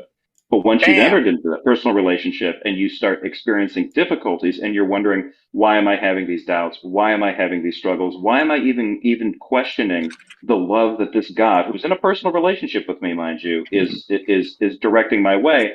The words of comfort are that doubt, that struggle, that anxiety, that neuroticism is further affirmation and proof of the relationship you're having with God. That's how Protestants usually reconcile that. That's not usually forthcoming. That's, stage 2, stage 3, once you've been in a congregation for a while. So there's ways around it. They have ways around it. Yeah. Acting in Catholicism, that's all I wanted to mention. Actually, in Catholicism, the motivation by feeling is actually quite negatively looked upon. Like, whenever you read spiritual writings, they speak of 3 ages or 3 stages of the interior life, and the first, which they call beginners, it is largely about where you say your prayers, or you do some fasting, or you do some charitable work, or give money to whatever. You get a good feeling from it, and that's kind of explained where if it wasn't for that feeling, you wouldn't be motivated. You wouldn't actually do it. This is just like the motivator for people who are just starting in their spiritual life. But that has to go. You cannot indulge it. You can't go and pray because it feels good. That's quite negatively looked upon. And that's interesting, Aquila. That's so interesting because it's a... What's the greatest command in the Bible? Love the Lord your God with all your heart, all your soul, all your mind. I feel like just the opposite is the case. So we have this disparity of motivations that are being sold to us as being necessary to achieve this relational or this feel like you're actually doing the right thing about this. I just feel like it's so emotionally abusive. I just can't stand it. Well, no, I mean, the way it's put is like a personal relationship. Can I ask, if you were to learn that it was in fact a imaginary relationship, that the being did not exist, and yet you still could get those feelings from going through the rituals, going through the traditions, going through the motions, would you still do it? Like, if I enjoyed religion, but I really didn't believe God was real? No. Well, I guess that means that it's all going to hinge. That's really what I'm interested. I think most of the atheists or agnostics or deists, I want to know what can prove to us that this relationship exists. Because a relationship's a big thing. It means that you're communicating with them. I mean, as much as any girlfriend, husband. Yep. Well, it means you're being transformed. Exactly the word I'd use. I'm open-minded to why you feel or think that way. Yep. Anyway, I'll yield the floor, guys. Thanks for having me up. Those were the topics I kind of wanted to bring up. I think It's a great Thanks for coming up. Thank you very much for joining us. We really appreciate it. Now, Aquila, I'm sure I do see Nephilim and Marcella Fan in the audience with their hands up, but Aquila originally had a question, but Andricus, I guess, had a question for Aquila. So, Aquila, do you have proof for a god or goddess, or what's going on today? Oh, may I just wrap up this thing on the spiritual life? It's like for like beginners in the Christian life, it's often said, seek the God of constellations, not the consolations of God. And so it is this kind of gradual kind of like trying to separate oneself from this attachment to good feelings and enjoyment of prayer and all this kind of stuff. And what they call the second stage proficience would be where it's motivated by the conviction that your goal is to see God himself, and all these other things, all these enjoyments, all these That's other also things, a feeling. that's not God. Yep. And then what they call the perfect, it's quite daunting and actually quite horrible in some way. Even as a Catholic, it's this sense where even the consolation of conviction is taken away. And so you'll often read in the lives of saints like great mystics or recent saints, they'll say, I can fully understand what it is to be an atheist, because to me, I live every day feeling as though there's no God whatsoever, but I persevere in just sheer stubborn belief. And it's kind of a horrible, like, why would you do it? Why would you do it? It's solely motivated out of the belief that there is actually a God, and it's better than anything else there is to pursue. And I don't know that many people make it there. I haven't. But it is like this. I often get accused like, oh, you just go to religion, go to church because it feels good. And I'd say that's probably true, but that's not why I would want to go to church, not for that reason. And so I'm still a beginner or whatever it is, and it's overcoming this, it feels good or whatever it is. Those are all feelings. So when I said feelings, psychological states, it's the same thing. Yeah, we can't escape our brains and our neurology. It's true.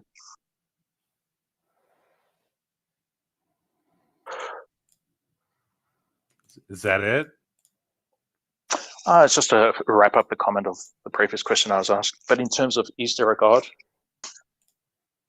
Well, not only is there a God, but what's your most convincing evidence that would convince us?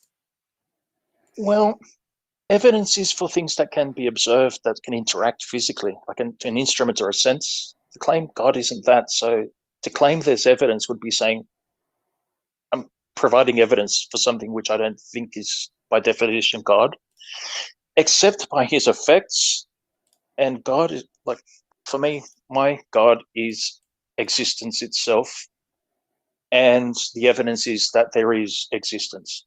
Obviously, like I myself or an helium atom or whatever it is, that is not existence itself, but everything observable has at least some existence. And I don't know that existence, like, why is there something instead of nothing? Why is there even, like me, the cogito ergo sum, why is there even that? There's no intrinsic explanation to it in myself.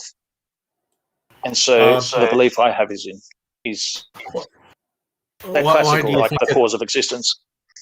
Why do you think it's necessary for there to be an explanation for this? I don't. I guess you could be like a solipsist, that in some way you're an eternal being. You could be a pantheist that say just material things just transform in their like natural laws, and transformations only occur at things like big bangs, and the rest of it is like interactions and, you know, conversion of kinetic to some other kind of energy. But ultimately it's like, well, do I choose to believe I'm eternal? Do I believe to choose that material things are eternal, or do I believe that there's just a simple eternal? Why you would choose one or the other, I guess. Maybe I'll try to give you something to consider. Something rather than nothing. If we're taking a look at absolutely nothing, consider the idea of it.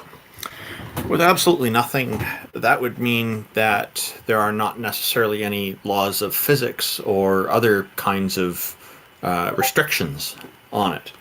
And so, based on that, if somebody was to presume that something can't erupt from nothing, from absolutely nothing, then that would be applying a rule to absolutely nothing. It would no longer be nothing. There would be a rule there, nothing that something can't erupt from it. And so, truly, absolutely nothing, we wouldn't be able to necessarily predict that something can't arise from it. I don't know, because even just a possibility or probability or something along those lines is in itself something. Sure. And I'm not saying that there's a probability of it. I'm just saying it's unknown. We really don't know if something could erupt from nothing. But I can't think of a reason why something could not erupt from absolutely nothing if if it really is absolutely nothing. Yeah. But again, like even that could is something. Even if it in no way resemble what erupts from it. Yeah, sure, but what I'm saying is here is a possibility that I'm suggesting not be overlooked. Yeah, it's just like in terms of the concept of nothing. I mean, as a materialist, that would be easier to hold that kind of nothing that can, in some way, bring forth something.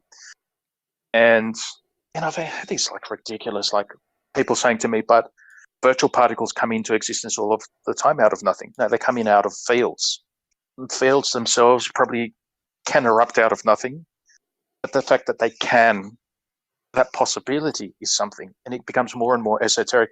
And it gets down to the level where it's just a conceptual possibility. It's something conceivable, but even conceivable things are something. It's. I do think that's taking it a little bit far. Your point is not incorrect. Be careful with particles popping out of absolutely nothing. I would say a great way to phrase that would be to say it seems to be the case that that's happening. I think there's still a lot that's not known about that, and that's as far as I'd be willing to go. I wouldn't be willing to accept that that's necessarily what's going on. There could be some other driving force that we haven't detected yet. Herein comes the black swan fallacy. So that's why you'll hear a lot of people who work in scientific fields, pun not intended, since you brought up quantum physics there, that they'll preface things with "it seems to be the case that this is happening," instead of making absolute statements. And I think this is a really good way to go with it. And you're raising things about, hey, that could be something. Yeah, exactly. Something erupting from nothing is definitely a possibility as something. This is kind of more in the philosophical realm now, of course. And there are people out there saying that absolutely nothing doesn't exist. It's not possible. And that, again, is also an assumption. Somebody just mentioned this in the YouTube live chat, in fact. And so my response to that is that's an interesting assumption. It's because we're dealing with unknowns here. I feel like that would be in some ways it'd be definitional, wouldn't it? Like nothing, if you're equating it to non-existence, doesn't exist. Well, I'm not equating it to non-existence. Okay. How do you dismiss that logical possibility, Aquila? Because and I'm going to preface your answer with, if there was nothing, no laws of logic, no laws of physics, no materials, nothing at all, there would be nothing to stop something as simple as like pure energy from popping into existence, right? Like, this conversation how do you hurts dismiss my head. that? Like literally nothing. I'm sure it does, but how do you dismiss that logical possibility? Because nothing literally means nothing exists. There is no ontology. So it would literally be a logical contradiction for something to come from nothing. Nobody in physics or philosophy thinks that's a thing. Yeah. And I will put the in fact, the one thing we don't have evidence for is nothing. The Lawrence Krauss book that they often quote is just him writing a book trying to figure out how far we can go after creationists have been saying that atheists think we come from nothing over and over. So it's really tongue-in-cheek from a physicist, because that's who they often point to. And I'm hoping to have a conversation with him really soon. So I will put him over the rake over that title of that book. He made it more problematic than it already was. I mean, you guys here, some of you are atheist, right? Pretty much all of us are. The only one who's a deist would be Jack Burton, but he doesn't seem to be here today. He's usually here. Yeah. And so my question is, like, I'm just assuming, so forgive the assumption and, just obliterate it, but I'm assuming that you, in terms of like why there is at all, like why there's anything existing or why there's existence, it would come down to like some sort of cyclical, like Penrosian kind of cosmology of where ultimately it's like the universe or its iterations or different universes are in themselves just eternal, like they just are, or some sort of solipsistic position, one or the other. Would I be mistaken in that? What? Different atheists hold different views on things, but right off the bat, one of the biggest problems with the idea of there being multiple universes is it's only an idea. So there's no known evidence that there are other universes. But for the sake of being able to communicate effectively, we have the cosmos, which may contain our universe alone that fills it all up, or there may be multiple universes within the cosmos. So yes, something exists. So either it started with a mind or a non-mind, but it's the exact same logic either way. And so whether you're a theist or an atheist, stuff exists. And where you think that stuff came from is going to be the same. Either it's eternal or it's necessary. Those are the two options. Yeah. I've actually never thought about the question why does something exist? It never came up for me. The only thing I was interested in is how. How did it come into existence? Yes, which is, and the why, I think the why is a silly question. The why is only interesting if there's a mind behind it, because the mind could have a why it is there. And that's a concept. Right? Yeah, that's a concept that I've never had. I grew up as an atheist in a predominantly atheist community in a 80% plus atheist country. So religion isn't really a thing here. And so maybe that's why I look at it completely different. I think the why is a silly question until there is something. How did the water push the rock down the stream, right? Exactly. And yeah. It's the wrong question. I've got to say, yeah, I agree. Because even as a Catholic theist, the question of why is not something you'll find in religion. In fact, because I was reading Aquinas on this a couple of weeks ago, and for God to have a why he created, it's almost like an extrinsic cause. Like he would have made humans so that is external to him. He's eternal, unchanging, perfect. He can't be motivated by anything outside himself. And so there's no why he created, why it came out this way. He just simply willed. It's almost like arbitrary, like I did it because I did it. Not even because I could do it. He just did it because he did it. And you say, well, then you ask, but why is there like humans and why is there, like for a Christian, incarnation of Jesus? So there's no why. It's just simply, it reflects something of the nature of God. So it's very ordered. The physical laws are very consistent as far as we can observe. There doesn't seem to be any true chaos. And things that they have some sort of existence, that they resemble God, but there's not going to be in God why he did it, which is very sort of weird, because I mean, like, I sort of knew that at the back of my head, but to read it so explicitly in Aquinas, yeah, it's like, well, I guess we'll never know exactly why, because there's no why. Aquila, can I be cheeky? If God is perfect, then the why question would come up, because why would a perfect God decide to become imperfect by creating an imperfect universe, imperfect humans, imperfect DNA, imperfectness in the case of diseases? He made himself entirely imperfect the moment he created the universe. So that's where I would ask why. If you're perfect, why do you need this? Because you can't improve on perfection. I guess if you make anything other than yourself as God, it will in some way be imperfect. Even if it's just a shadow less than what it is to be God, it'll be finite in some little way. That's already in some ways open to imperfection. And I don't know, it's like, I'm not going to complain that trees get, fungus and they might only live 800 years or 2,000 years if there's some sort of weird sequoia, or some only live like 15 years. Is that actually an imperfection, or is it just to see it for what it actually is? And that we get cancers. But the fact that we get cancers and that we can suffer, is that an imperfection, or is that just truly what we are? Colonies of cells that are sort of competing and sort of cooperating. You're missing the point I made. If everything is created by a God, God who's perfect, who doesn't need anything, then decides to create imperfection, by definition becoming imperfect right then, because a perfect God would only settle for perfection. So why would a God make himself imperfect? Doesn't make sense.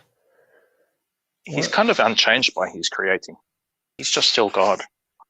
Don't bring up unchanging, because if you're going to bring up unchanging, I'm going to bring up the Bible, and I'm going to point out how many times he changed his mind, and I'm going to reply that these are analogies or metaphors, because I'm not a scriptural literalist. Can we go back to the topic now? Evidence for God exists, Yeah. instead of like textual criticism stuff. Well, that things exist. Things do exist. Yes, things exist. And it's like, in terms of like, you attribute it to the things just existing forever, or I'm just subjectively existing, imagining these things forever, or there's a God that exists forever. Take your pick. I can't really say why there should be more weight on one or the other. It also my biggest problem is science.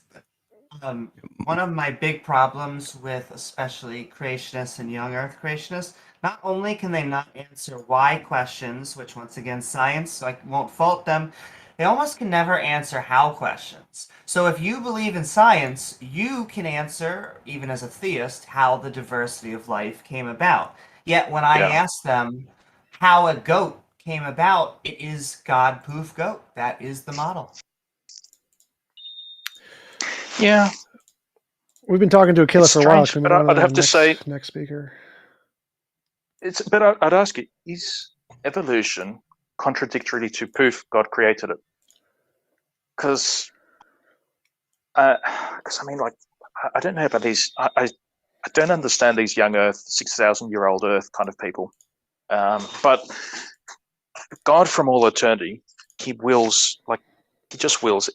And that means it's simultaneous, like, from eternity. And so if you take the entire history of the entire cosmos, I'm not even saying universe at this point, but the entirety of the cosmos, all of it, time, its physical things, its causalities, all that, poof, all willed at once. And then, but to him, it's like a static thing. But to us, we experience the passage of time, where other things, like the larger the body, the less subjectively, if that's even a right term for like a non-animate object, like a black hole, the less time they experience. I look at it exactly from the opposite side. I mean, there's nothing conflicts with God having created the world as we see it, even with abiogenesis, with evolution, with everything. God could have created set things up so that would happen. He could have set things up for the Big Bang, or set things up to create a situation where in the end we would get to a situation where a Big Bang would occur. That all of that is possible. My question is, why would we for what do we need a God? Because for as long as people have been around and have been doing science, we've never come across a single thing that would need a God in order to explain it. Not a single thing. And every single thing that they attributed to a God, a lot of it has been disproven by science and has been proven to have purely natural causes. So the realm in which God is operating is becoming smaller and smaller. We're still stuck on doctrine. I don't see you. Can we get to the topic? Like, evidence of a God. Do we have any? If not, can we move to the next speaker who gives us evidence of a God, like not doctrine stuff. I just want to quickly respond to Aquila. Like, the people who are coming up with the 6,000-year-old thing are often just parodying idiotic ideas put out by people like Ray Comfort and Kent Hovind and others who are making a lot of money. Some of them are making a lot of money putting those ideas out, and it's an education system failure is the way I see it, because there's people are learning to start very young to not trust science, to distrust it, and then these that creates all these opportunities for these scam artists to do this. It's unfortunate, it really is. Most of the Christians I know are not believing in a 6,000-year-old Earth, but there are some Christians who really do believe this. Yep. But I mean, the point I was just going to make is God creates the entire cosmos, its entire history, instantaneously, like all at once. But every single point of time in that entire cosmos is connected to the previous in some orderly way. Now, we could describe that connection, laws of nature, at least in the local cosmos that we can observe. And so, like, evolution of species, abiogenesis, these are the connections of humans now to, say, life forms 1 million years ago. It's that orderliness of that entire thing, which doesn't change in some ways. It's like the past won't change, the future won't change, but it's all connected orderliness, so we can do science. But it doesn't negate the fact that there's science, that there is this thing that is created. So why would you appeal to a God? The emotional thing, yes, largely. I mean, we cannot escape our neurology, but in terms of why would you choose to be a solipsist? It's an extremely boring position, and it's extremely narcissistic in a way. It's like, I'm doing science to learn about myself. You're more materialist. It's more objective. You're actually studying the universe to study a universe, and you can do your own psychology and epistemology. Like, is my perception of the universe reflective of the actual universe? Do you have evidence? Aquila.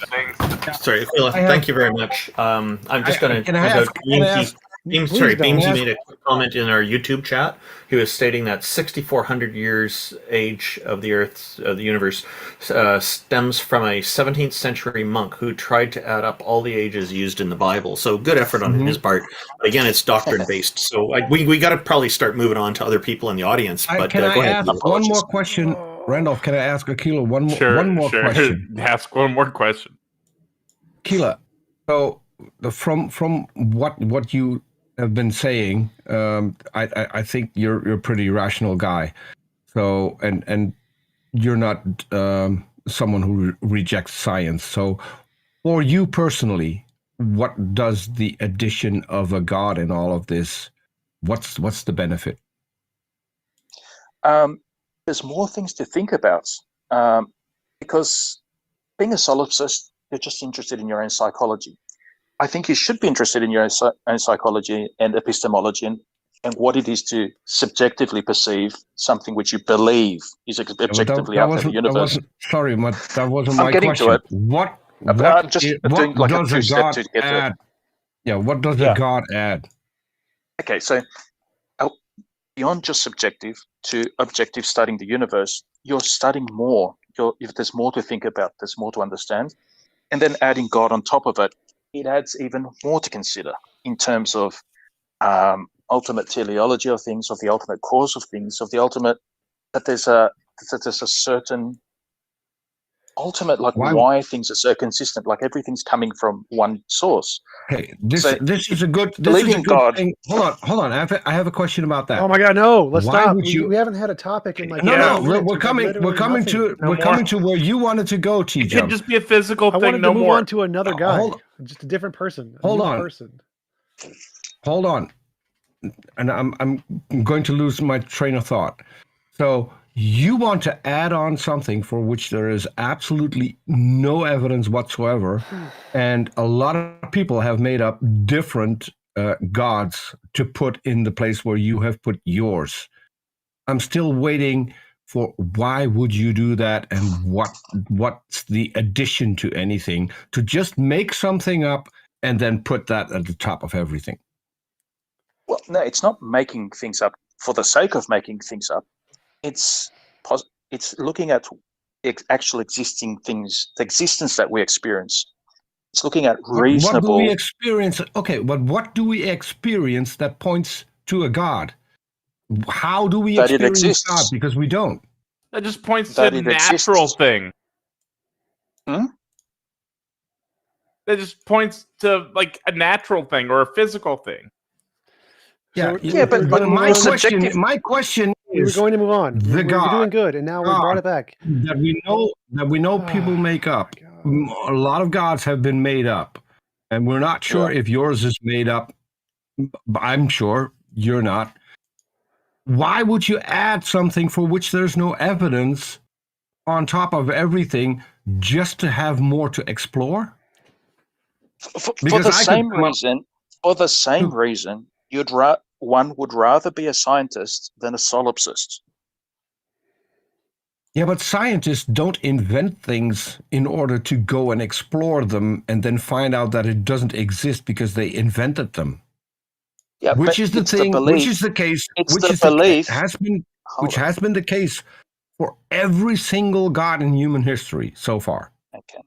So scientists have the belief that there's actually a cosmos out there. And that that belief opens the world to just beyond studying oneself subjectively. No, they don't and have the belief a belief that there's God out there. They don't have a belief that there's a cosmos out there. They go by the evidence and figure out how far they can look. And currently, that is Planck time. And we can't look past Planck time. We can't see what's beyond Planck time. So they don't have a belief that there is an entire cosmos or multiverses or whatever. Those are our hypotheses to try and explain. And with the evidence that we currently have, we have no evidence for a God. There's no evidence that you're not a brain in a bottle. No, all but right, I'm by not Aquila, we're proposing, not doing that. I'm pulling up Nephilim. All right, just for everybody in the audience, we're not doing this brain in a vat nonsense. All right, Nephilim free, come on up. You've been in queue for a while. These guys are beyond the brain in a vat stuff. Well, so don't we've talked throw to that Aquila at like them. 6 or 7 times. He always goes to this hyper skepticism. Like, good afternoon. Nephilim free, welcome. Thank you for joining us. What do you have for us today? Oh, a little of this, a little of that. Just about anything, really. I would like. Do you have evidence for a God? Yes, I think so. I think everything is Great. evidence of God. I think there's no thing that isn't evidence of God. I think the properties of everything require God. Why? They would be. Why? Well, why? Well, because of the properties of the thing. Why? Why? Well, you mean it's not a why question. You mean what? It is a why question. If you say the properties require God, then my question is why. And if you then say because of the properties, that's not an answer. So I'm going to ask why. Okay, well, I'll give you an example. Why? Because, for example, someone just typed in the side chat why because. So great job, for example, Maya. When it comes to biological systems, it requires the existence of biological systems is based upon the properties of mind. No, it's not. No. Excuse me. Well, it does. That's what modern according to our observation, it isn't. Life. I'm still waiting for the why. Well, I like that argument. I'm gonna go with Neff's argument here and say life is a product of the magical potato, and it's just necessarily life is just made of magical potato, and you can't have life unless there's a magical potato. Therefore, magical potato. No, what I was alluding to is the fact that modern biological science has discovered that, for example, the DNA molecule is a four-dimensional overlapping nested, highly compressed forward and reverse reading. Yeah, which is made by RNA, which forms spontaneously. Find another gap. So we still don't have a why. Right? You're going to talk over, or is this? I thought maybe I could actually find people that would talk. I asked a really simple question. I want to know what the 4D means. My point. What does 4D mean? Are you going to let me make my point, or is this just going to be a gangbang? A gangbang, but what is 4D? And then answer TJump's question. We're not doing a gangbang. I'm in a relationship. I'm in a relationship. I can't have a gangbang with strange people. Nephilim and Peter, both you stop. We're gonna have a back and forth, one at a time. Nephilim, say your thing, then let TJump ask his question, and then Peter we'll just go back and forth. We'll take turns if we have to. We'll do round robin, whatever it takes to have an organized conversation here. All right. So as I was saying, so modern science has discovered that the DNA molecule is a highly compressed, overlapping and nested sequences of information, four-dimensional package of prescriptive functional information that operates algorithmically and possesses the human language properties of phonetics, semantics, punctuation, syntax, grammar, and epibetics. Okay, now these things, prescriptive functional information, algorithms, and the semiotics of linguistics require mental properties. They require forward thinking, and chemistry can't participate. You can't prearrange necessary conditions for itself in the future, then interact with them in the future. Chemistry has no participation in the future. All chemical interactions take place only in the present moment. There are none happening in the past. There are none happening in the future. There are those that have happened in the past and will happen in the future. But all chemistry is molecules encountering each other in the present. So there's no forward thinking in chemistry. Okay, we've debunked that already. But what is 4D? Life requires that. What is this 4D cell thing that you keep mentioning? What is 4D? What are the four dimensions? The fourth dimension is time. Three physical dimensions that provide for the space of the molecule. DNA only exists in the present, so it doesn't exist in the future or the past, just like you said. No, it has information that is expressed for future activities. Everything has information. Particles have information. Information is a physical process. Well, but DNA has information which operates in the future. Yes. DNA has the exact same information as everything in physics. Be talking over constantly. Yes. Then can I respond? No. So DNA has the same information as everything in physics. Find somebody who's stupid and talk to them. Okay. Well, we did. We've accomplished that. Yeah. Try again next time. See, when I come in here, you guys, that's all you guys ever want to do. Don't call people stupid. You guys are having a back and forth. Let him respond, TJump, and then you can yell at him. Well, his response was that DNA has information. I'm like, yeah, everything in physics has information. Okay, not evidence of a god. Yeah, he made a statement that wasn't, but like he's not really building any case. He's just making statements here and there, and then saying things about God that's unrelated. I'm not convinced at all, but I'm with you. I really wasn't able to. I'm still waiting for why we need a god. Me too. So other than this is very complicated, I don't understand it, therefore God. No, that's not it at all. As I've said, the mental properties that exist in the DNA is evidence of its design by an intelligence. It's what mental properties in DNA? Properties. Forward thinking. You're saying that DNA doesn't think forward to what will be needed for the next generation? Well, no. Say, for example, the algorithms that operate in DNA. They're information search and replace algorithms. Those aren't like DNA. Computer algorithms. They're more sophisticated computer algorithms. They're not analogous, though. They are so sophisticated that computer programmers have taken algorithms, deciphered what algorithm, how it's functioning in DNA. They're using them in software today. Well, I want to. So he's just equivocating. Well, he keeps saying No, that this stuff can only happen in minds. I'd like to know which academic paper says that physical information can only happen in minds. Information is not physical. Which academic paper in biology says that? Could you give me reference? No, you wouldn't get information theorists to tell you that. Well, information theorists like Claude Shannon, the guy who wrote information theory and literally says information is a product of stochastic systems.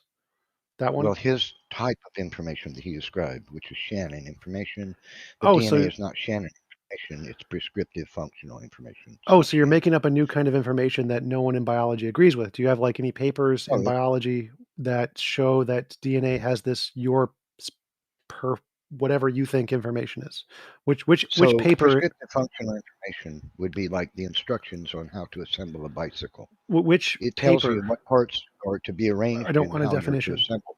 It's prescriptive. I don't want a definition. I want a paper, a biological paper, a paper in biology that says DNA can't happen by natural processes. Like which paper in the field of biology shows the information in DNA can't happen by natural processes? Yeah, the paper is titled Dichotomy in Information Systems, published 2012, Abel and Trevor. Say it again, louder. Pardon? Say it again. I couldn't hear you. I'm pulling it up right now. I'll link it in chat in a moment. Yeah. Well, but was that by DJ D Unforo? No. David J. Mental D. properties. Onofrio? Could say the title again slower, Nafi, so we can type it in and Google it. Okay, just a moment. I'll pull it up. No problem. I'm looking at my sources for it.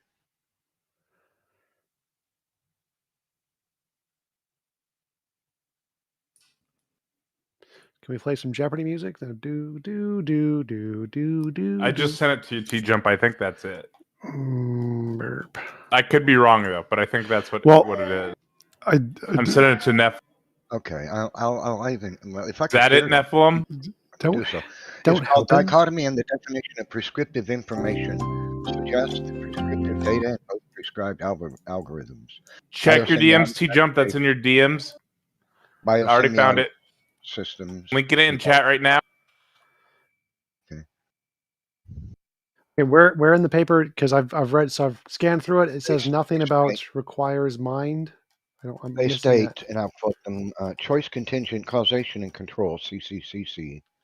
Metabolic pathways and cycles would be impossible to integrate into a cooperative and holistic metabolism. The organization principle, capital letters, states that non-trivial formula organization can only be produced by choice contingent causation and controls. And that's exact. They state that the functional information of DNA is in fact programming logic gate programming choices and choice contingent causation and control. These are properties that require intelligence. See, so that's what modern science has discovered about organic life, about DNA. It's not 1850 anymore. It's not 1925 anymore. It's not even 1970 anymore. Today we have a far more advanced level of biological science. And what's been discovered is that DNA is in fact the package. So I'm reading here, it says those are a product of natural processes. There's no mind involved. The choice has nothing to do with the mind choice. So I'm not in the paper that I provided. Well, I'm looking at it here. There's no mental choice. Where does it say mental choice? Because choice here is just a biological choice. So tell me, how then do choice contingent causation and controls arise? Natural physical processes, no mind. Choice I'm missing the mind part. Yeah, choice as in a physical, biological process like natural selection. And logic gate programming choices. Natural selection. Chemistry. Yep. Oh, wow. Okay, well, you heard it here, guys. So where in the paper does it say mind is required for this? I'm missing that part. Okay. Yeah, I'll say it again. Logic gate programming choices and choice contingent causation and control. Yeah, I read that part. That part says natural processes, natural selection. So where does it say mind? No, it doesn't say that in the paper, but it does. But that is the evidence right there. Okay, so that is caused by natural selection. So where's the mind? It doesn't. I'll quote them again. The organization principle, capital letters, right, states that non-trivial formal organization can only be produced by choice, contingent, causation, and control. Right. I already debunked that. So that is natural selection. Choice contingent is natural selection. Those are synonyms. No, natural selection doesn't make choices. Yes, it does. It's just what happens. Natural selection is simply the fact that if something is beneficial, it may continue. If it's not, it may be weeded out. There's no choice involved. Where in the paper does it say that isn't natural selection? Earth says it doesn't choose an organism. There's no choice. The environment is the selector, always. Yes, the environment is the natural selector. There's no choice. The environment doesn't choose one organism. Yes, it does. That's what natural selection literally does. One survives because they're suited for the environment, and the other does not. The Earth doesn't say, I like that one. I'm going to let that one live, and I'm going to take this one out. There's no choice involved. See, no choosing. And that's the point. It's not a mind. It's simply survival or non-survival, but it's not the Earth choosing anything. So again, you need to show where it says that can't be done by natural processes, because the paper doesn't say that. It does not. I'm reading the paper. Statement. It never says not natural processes. I'll read it for you one more time. No, reading the same sentence doesn't help, Neff. I've addressed that sentence. So you need a different sentence. They state, now I quote them, the organization principle, capital letters. That's what we're addressing right now, Neff. Organization can only be produced by choice, contingent, causation, and control. Right. And Neff, choice contingent can be done by natural processes. Show me in the paper where it says choice contingent is not done by natural processes. Where does it say that in the paper? Natural selection is not you not understanding the word choice is not an argument. You simply saying, oh, it says choice must mean mind, isn't an argument. Where in the paper does it say choice equals mind? Okay, so I'll try to explain one more time. Your mistake is thinking that natural selection is a choosing Where process. in the paper does it say choice equals mind? It's a happenstance. What? Occurrence. That's all. Where in the paper does it say choice equals mind? I gave it to you. No, you just said where it says the word choice. I need a definition of choice that says must require mind. The statement implies that mental process. No, you don't get to imply things based off of Neff's interpretation. Where in the paper? You just have to explain. I'm sorry, but it's just what it is, TJ. No, you have to be able to. You're not understanding the word. So the argument is Neff thinks choice means mind. Tell us how natural selection prescribes things. How does that happen? Through natural selection, does that through the survival of the fittest. There you go. Things that survive. That's not prescription. Prescription is setting up something that's going to be necessary in advance for an intended purpose. That's to prescribe. So how does natural selection do that? It does it the exact same way I just mentioned. So again, nothing in the paper says that this is a mind. So the paper you listed does your conclusion. Where is there natural selection in chemistry that's able to make? Remember what I originally asked? I asked you to give me a paper that says DNA can't come by natural processes. This one says it comes by natural processes. So do you have a paper that says it can't come from natural processes? I gave you the statement in it. What I'm asking. No, the statement supports my position, not yours, Neff. So this paper is proving me correct and you incorrect. I claim otherwise. Okay. Well, I'm sure you do, but that's why I was asking for you to provide support for your claim. I wanted you to provide support for your claim, not just reread the exact same sentence. So you're welcome to interpret the paper the way you see fit. Okay. But my question to you is, how does natural selection create choice, contingent, causation, and control? Natural selection does it through physical processes. How does chemistry do that? How can chemistry do that? Natural selection, survival of the fittest, does it fine. Natural selection is the observation that a thing will survive because it's suited to the environment. Correct. It's not a choice being made. It's simply what happens. That's all it is. There's no mind involved in natural selection. Right. That's right. That's why there's no mind involved in evolution. Correct. You don't. How does natural selection create prescriptive functional information? I literally already answered that question. So I'm reading from your paper. Conclusion. Since there is no mechanism for control, there is no contingency for RNA to execute any kind of algorithm process. You don't need that. You do not need algorithms do exist in DNA. TJ. So your own paper that you listed contradicts you. Do you have anything else? No. Science is published over and over. DNA operates algorithmically. That's You great, should know that. which is done by a stochastic system. Okay. So tell us, how can prescriptive functional information? I've already answered that, Neff. You asking the same question is going to get the same answer. So I've debunked you. All of the evidence, everyone in biology agrees. You don't need a mind for this. You making stuff up and liking to read the word choice doesn't help you. Natural selection can do it. You threw a blanket over it. You didn't answer. What? Natural selection does it. It selects certain patterns over other patterns and makes them work to make things in the future. Like DNA makes a person or a child or a deer in the future because it's been programmed by natural selection. That's the answer. Programmed? Yes, programmed by natural selection. Doesn't program. You're making all kinds of errors, TJ. Yes, it does. Natural selection doesn't program anything. Yes, it does. It just is the occurrence that something continues because it's suited to the environment. It's not the Earth isn't choosing anything. Natural selection isn't a choice. Okay, it's just what happened. Natural selection program, biology. Do a search for this. Find a paper on the exact same site. How does prescriptive information arise by natural chemistry? How is it possible? Because the ones that don't have information that leads to a successful organism die, and the ones that do have information that lead to an organism survive. Therefore, that would be just no. That's not prescribing anything. It is. See, I can write the instructions for. If I design a tricycle, I can write the instructions on how to assemble it. That's prescriptive functional information.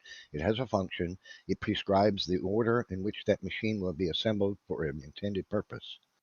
That's what you have to be able to explain. Right. So I've already debunked you, Neff. Do you have any papers that show that you need a mind? Because I've debunked this one. This one doesn't show that. Observe that he thinks natural selection is a mental process. No, I never said that. So it's a physical process. There's no mind. No mind. No mind is involved in the creation of life. Life does purely by natural process. It's not choosing anything. You admit finally natural selection. No, you can define choice in many different ways, Neff. You not understand the definition is irrelevant. So again, I need you to give an example of a paper that shows that the information in DNA can't come about by natural processes, because everyone in biology disagrees with you now. He has contradicted himself by admitting that natural selection is not a choosing process.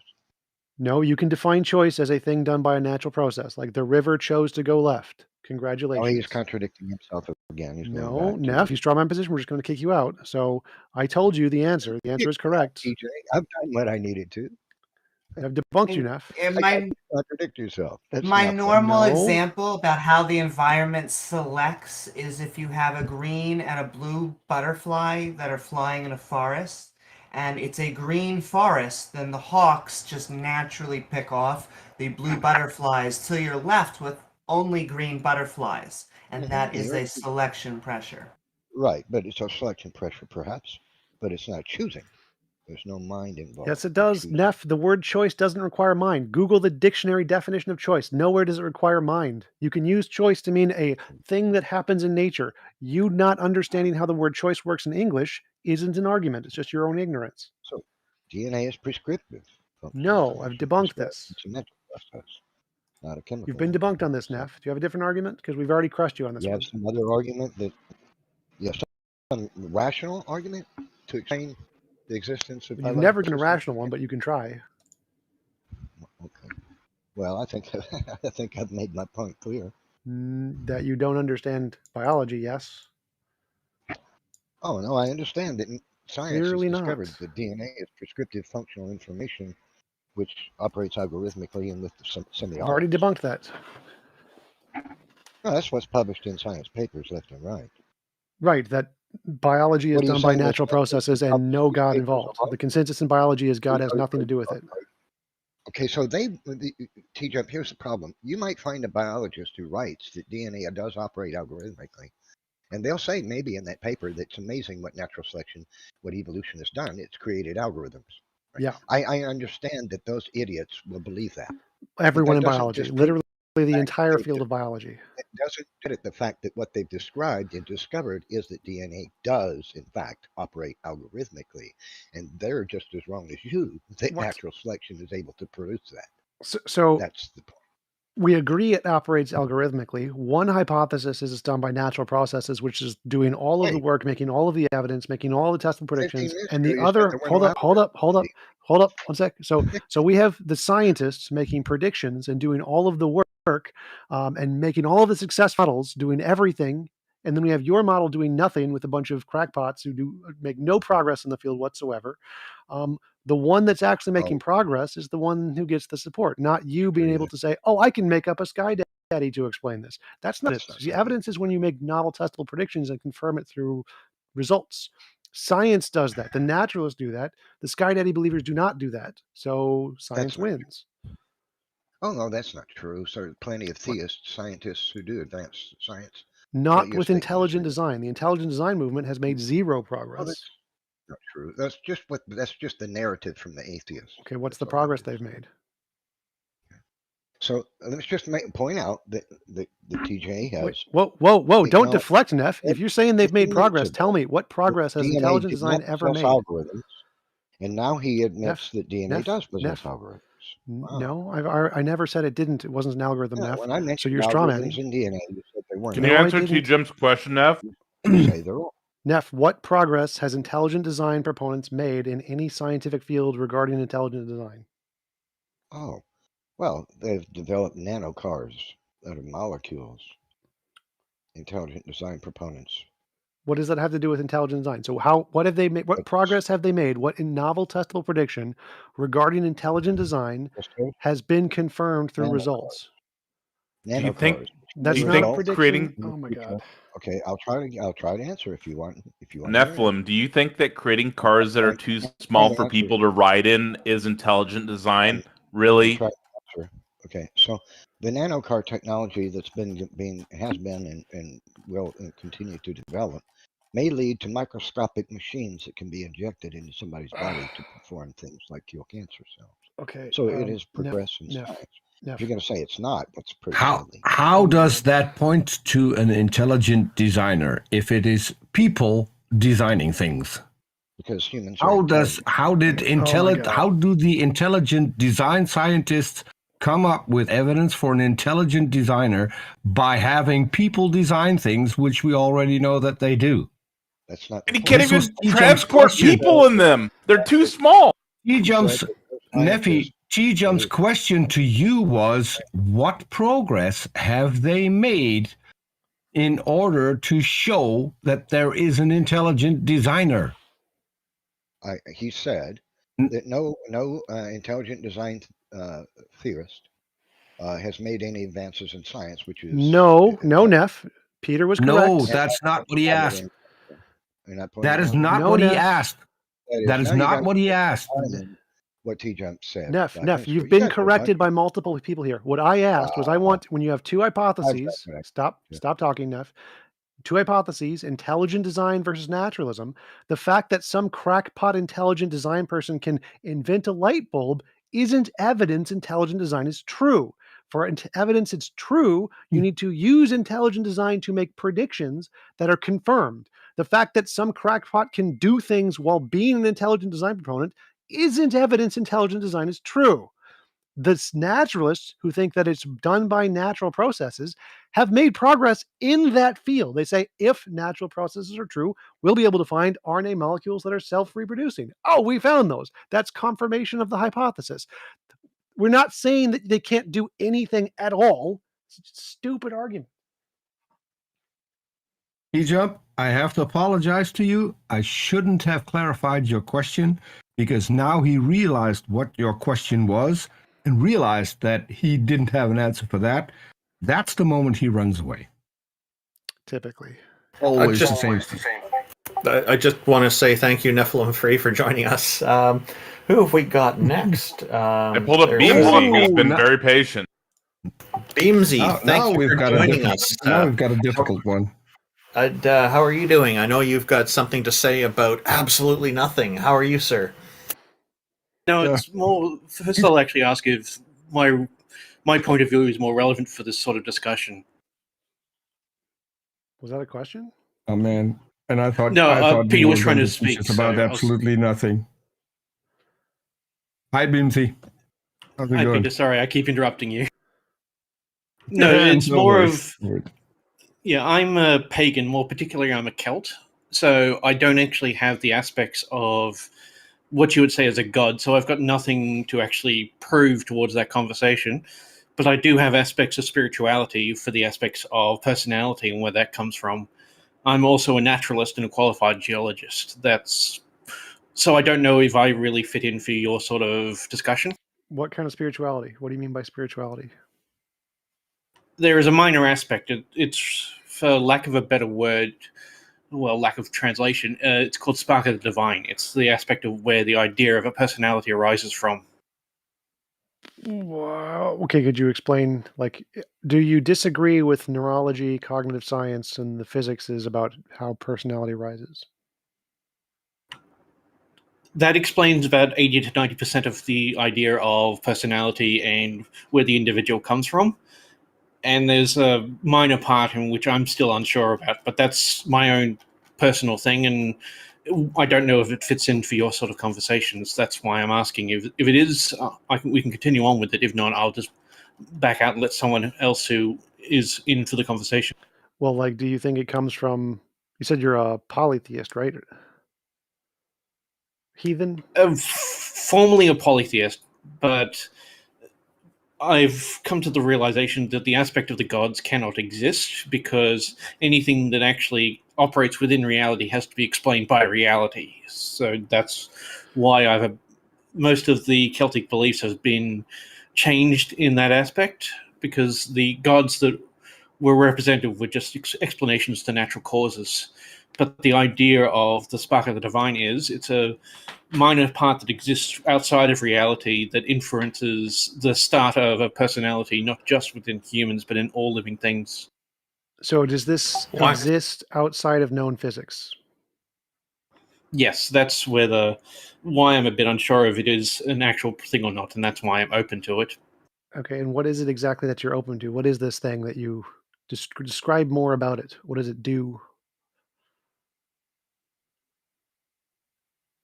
It's basically an energy concept that exists outside of our own reality, and part of it comes in at the start of our existence and starts the personality into what we are. So kind of like a soul, essentially. Not in the exact sense. It's in the same way that a spark can start a fire. That's kind of the best way I can describe it without speaking in Gaelic. Sure, that's fine. So it's like a mini soul that's somehow outside of like known physical reality, and it enters into us at some point in conception, I imagine, right? Or like when our brain forms of some kind near a brain, something. Kind of like that, yes, but it's probably the easiest way to explain it without, like I said, without resorting to Celtic. Yeah, and why? Why do you believe this thing is needed to explain anything? More of a personal experience. How graphic do you allow onto this channel? Please don't get us banned from terms of service. No, it's not terms of service, but it's what happened to me was quite brutal, and that's why I ask how graphic do you allow. Well, as long as it doesn't violate the terms of service on Twitch or YouTube, and probably fine. I think just giving an overall quick summary would be sufficient. Okay, that's easy enough. Basically, I served in the Australian Navy 16 years ago. I was caught in some sort of explosion which completely rattled my mind and my body, and I have no memories from before those events. I've been told that my personality is insanely different to what it was from before those times, so I still question the aspect of where the personality and that originally sparks from. Why would that not be explained by physical damage to your physical brain without any spiritual thingy? What do you call it? Because there is no physical damage. What do you call this soul thingy? It's just called the spark of the divine. It's not something that actually is what you would refer to as a soul. A soul is something that enters with its own personality. I was looking for a name I can refer to it. Yeah. So the spark of the divine. So why, like you said, you were in a accident of some kind. What was it? An explosion? A lot of trauma. Yeah, it was just an explosion, but it could have been an accident. It could have been an attack. Could have been an incident. Could have been just an oops. I don't know. I've never seen the after action report, so it's just an explosion. Okay, so if it's an explosion, that'll cause shocking to your brain, and that causes brain damage. Like literally, if you take your hand and smack the side of your head, that will kill some brain cells. So any physical shock to the skull will cause brain damage. Yes, I had the concussive effect, but I haven't actually had any of the injuries that are concurrent to that. What? Through the brain scans that I've had. So it's not showing up on anything of why I don't have the aspect of memory or the change in personality, and that's why it's a bit weird to me. Brain scans don't show that. So brain scans, like at most typical MRIs, show at the level of hundreds of thousands to millions of neurons. So they don't show anything unless you have a severe damage.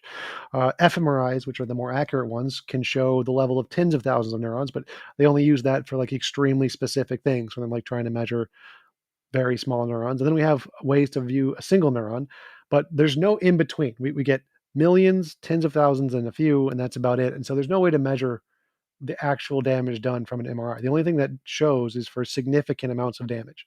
So why would you think that because it didn't show up on an MRI, which doesn't have that high level of accuracy to know what was damaged or not, that there was no physical change to your brain whatsoever? I'm not saying there was no physical change. It's just the aspect of, from what I was explained by the medical institute in which I was actually in, there is no physical explanation of why I have such a drastic change in both my personality and my memories. Well, what percentage do we know about the brain? No idea. I'm not a biologist. It's extremely small. The brain is one of the two areas that we know the least about in any field of science. So the fact that we don't know what happened in your brain isn't that surprising. It's not particularly surprising.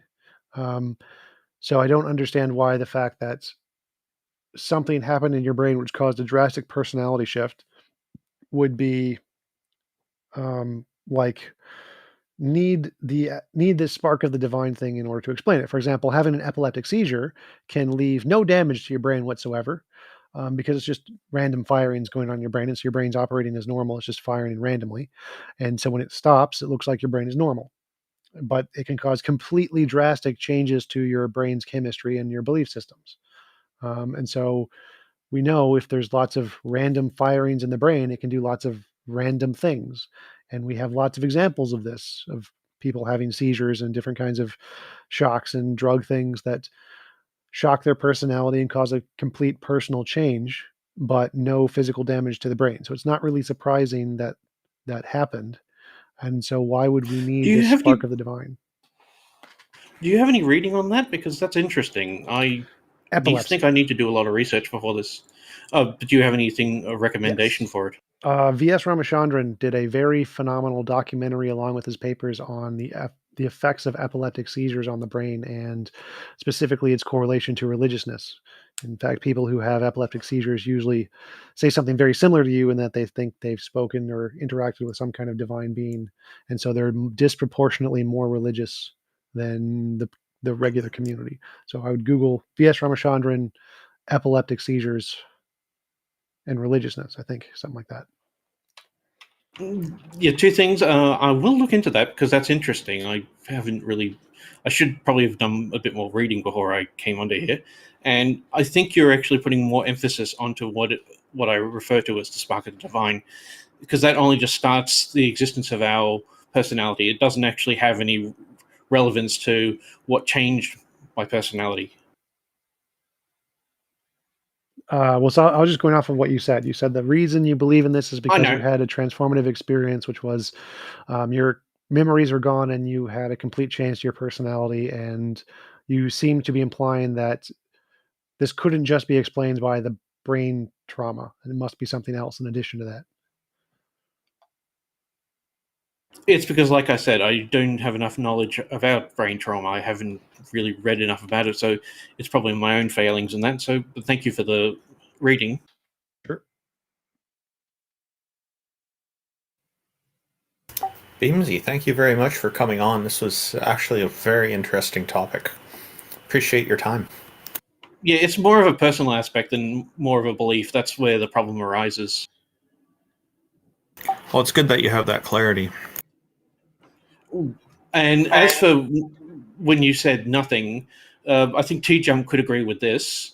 When you hold your hand out, there's nothing in it on a philosophical stance, but in a scientific stance, you don't have nothing in your hand because there is still particles of air, and you've even got skin that is falling onto your hand. I agree. So in science, there is never nothing in the philosophical sense, but that's why it's very difficult to explain to people who use the word nothing. There's no philosophical sense of nothing in science, but there is a philosophical sense of nothing.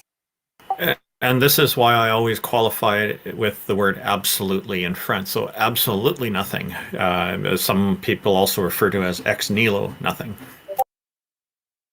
And that does not exist in science. There's no concept of absolute nothing. Okay. If you remove everything, you've still got vacuum energy and quantum energy within the field. That's how things pop in and out of existence within it. That's a little complete different to the aspect of nothing. Yeah, even in philosophy, the idea of a philosophical nothing is essentially impossible to imagine. So it's like a logical contradiction to try to imagine a philosophical nothing. And so, yeah, it's not really a well accepted concept in any field, science or philosophy. Oh, so I was wrong. Sorry about that. I thought that the philosophical aspect of nothing did have an absolute nothing. Well, they define it as an absolute nothing, but there's no way to imagine that. It's just the lack of anything existing. Nothing exists at any point of time. I No think time. they're not being. I would have to say I think they're not being imaginative enough. But again, I'm not a professional philosopher nor a professional scientist. I'm going to defer to you, TJump and Beamsy, because it sounds like you're both much more well versed on this than I am. Yeah, I'm sorry I misrepresented you, TJump, but the aspect of absolute nothing within science cannot exist. As I explained with the idea of creating a vacuum, you've still got vacuum energy. Yeah, so at science, they don't even talk about concepts in that sense of absolutes. It's just pragmatic, what we can interact with. In philosophy, we talk about absolute philosophical nothing, but it's pretty much the hard stance that there is literally no ontology. Nothing exists at all, which is not really something we can imagine.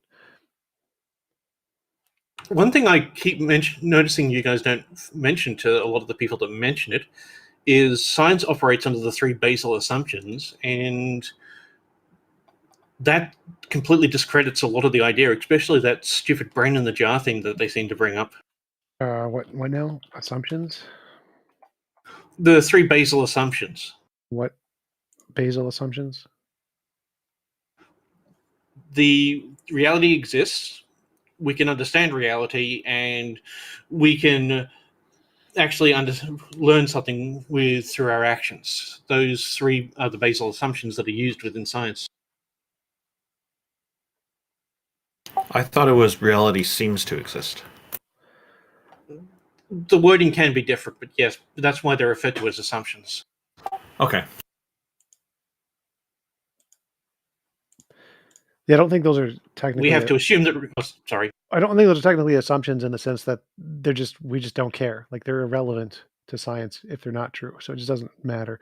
So it's like you don't need to take those as assumptions. It's just those are questions more that you're not going to solve in a lab, and so scientists don't care.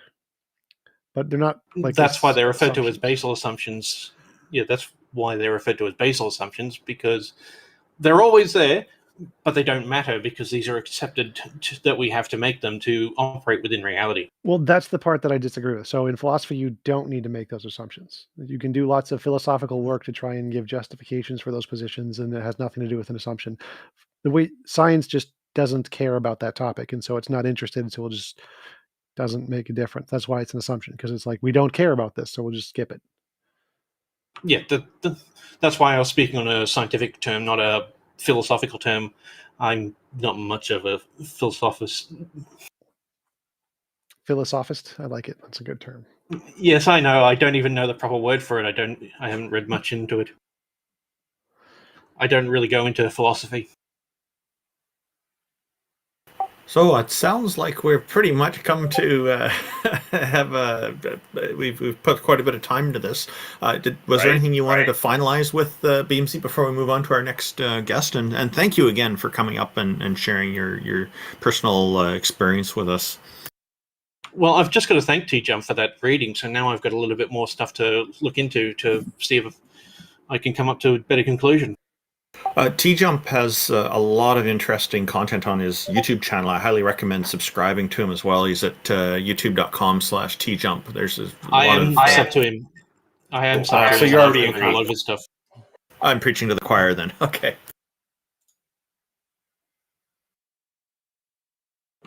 Okay. Do you have any last things you'd like to say? No, it was just pretty much thank you for having me up here, and thank you very much for TJump to give me that extra reading, so that way I can look into it a bit more. Yep. Well, man, you rock. Thanks for coming up. I'm going to go to the bathroom. Be back in a bit. Too much information. Good seeing you.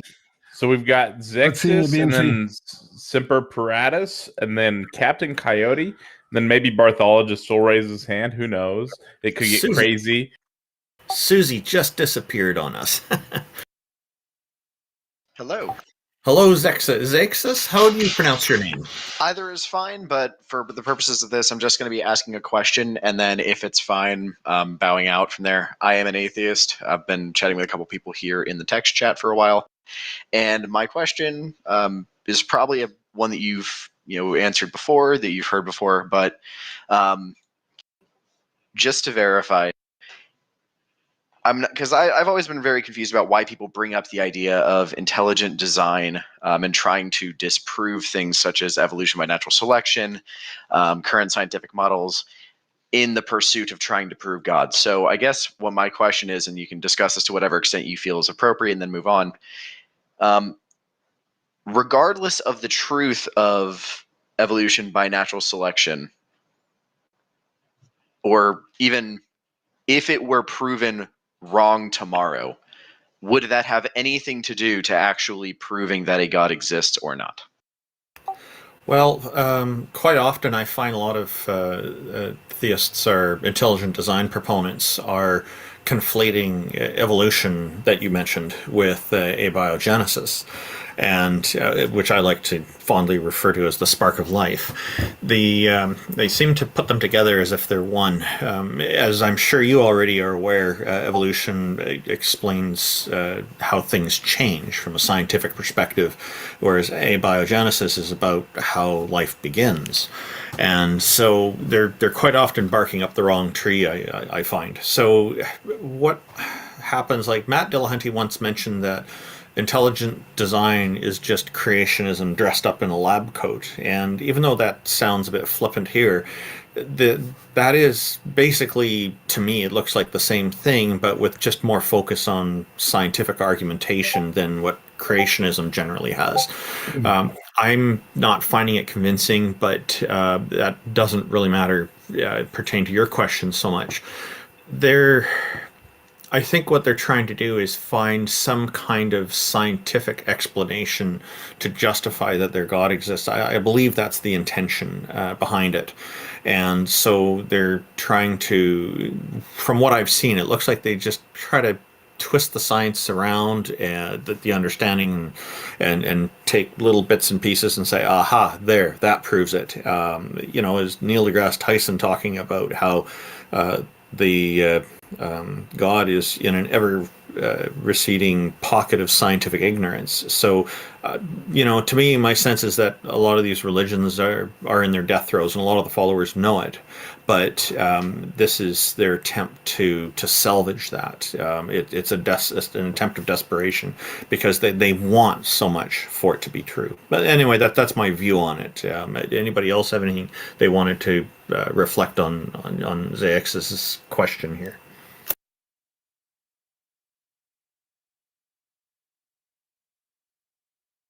Or as Zexus, did you have something to respond to me? Am I wrong in some ways here? I would have just answered no. I don't see that you are, because as my understanding is that the theory of evolution by natural selection stands on its own, independent from the truth or veracity of any sort of God claim. So I'm of the opinion that even if evolution abiogenesis, even if all of the current explanations that we have for the origin of life and the change in diversity of species that we see on the planet now, even if all of those understandings were proven wrong tomorrow, I don't think it does anything to support intelligent design or to show that there does exist a God. Yeah, and it being a scientific theory, one of the criticisms that does come up from the creationist / intelligent design communities is, oh, it's only a theory. And a scientific theory is in a scientific context rather than a casual context or colloquial.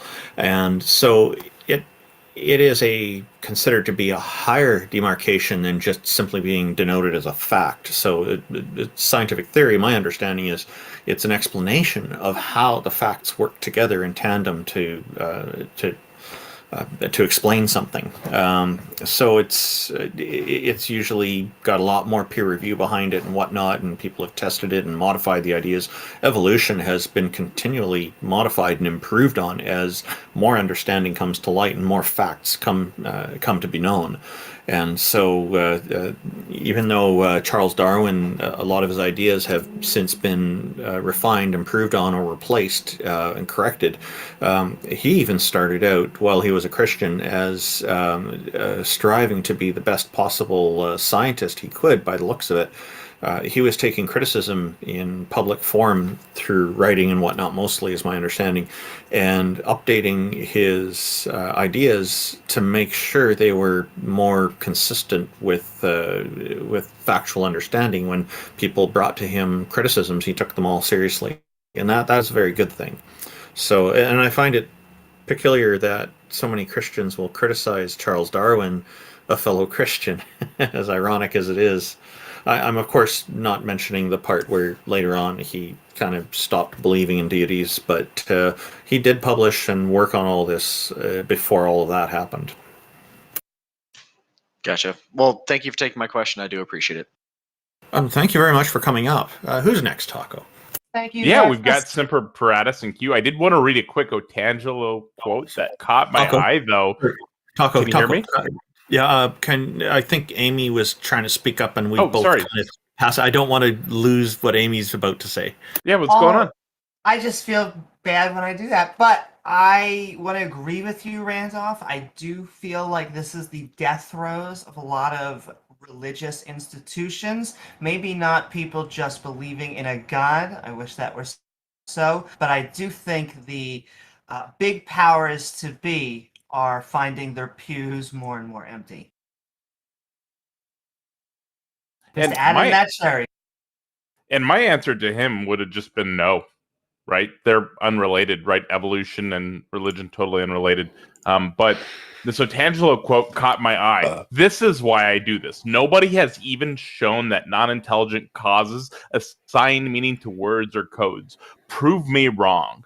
That's not even, that's like, it's nonsense. Shannon Information Theory, 1952. Shannon Claude Information Theory paper. Information is a result of stochastic systems. He's currently debating Mark Reed in Randolph's chat. I really hope that Mark Reed, if you hear this, Mark, challenge him for a debate on your channel. I'll help you host it. Make it happen. I need that. Oh, you're talking about the YouTube live stream. Yeah, okay. I'll just post the link to our YouTube live stream in the Ethan Hangout Discord chat here. Go ahead, sorry talk about that. That quote was from your YouTube live stream. Semper Paratus, welcome. What's going on? Is your mic working? I'm going to move you to audience. I'm going to pull you back up now. If this doesn't work, you're going to have to do something to fix it. Yes. Yep. If you can, just crank it up a little bit. You're. Is it all better now? Is it all better now? Yeah, that's better. Yeah, we can hear you.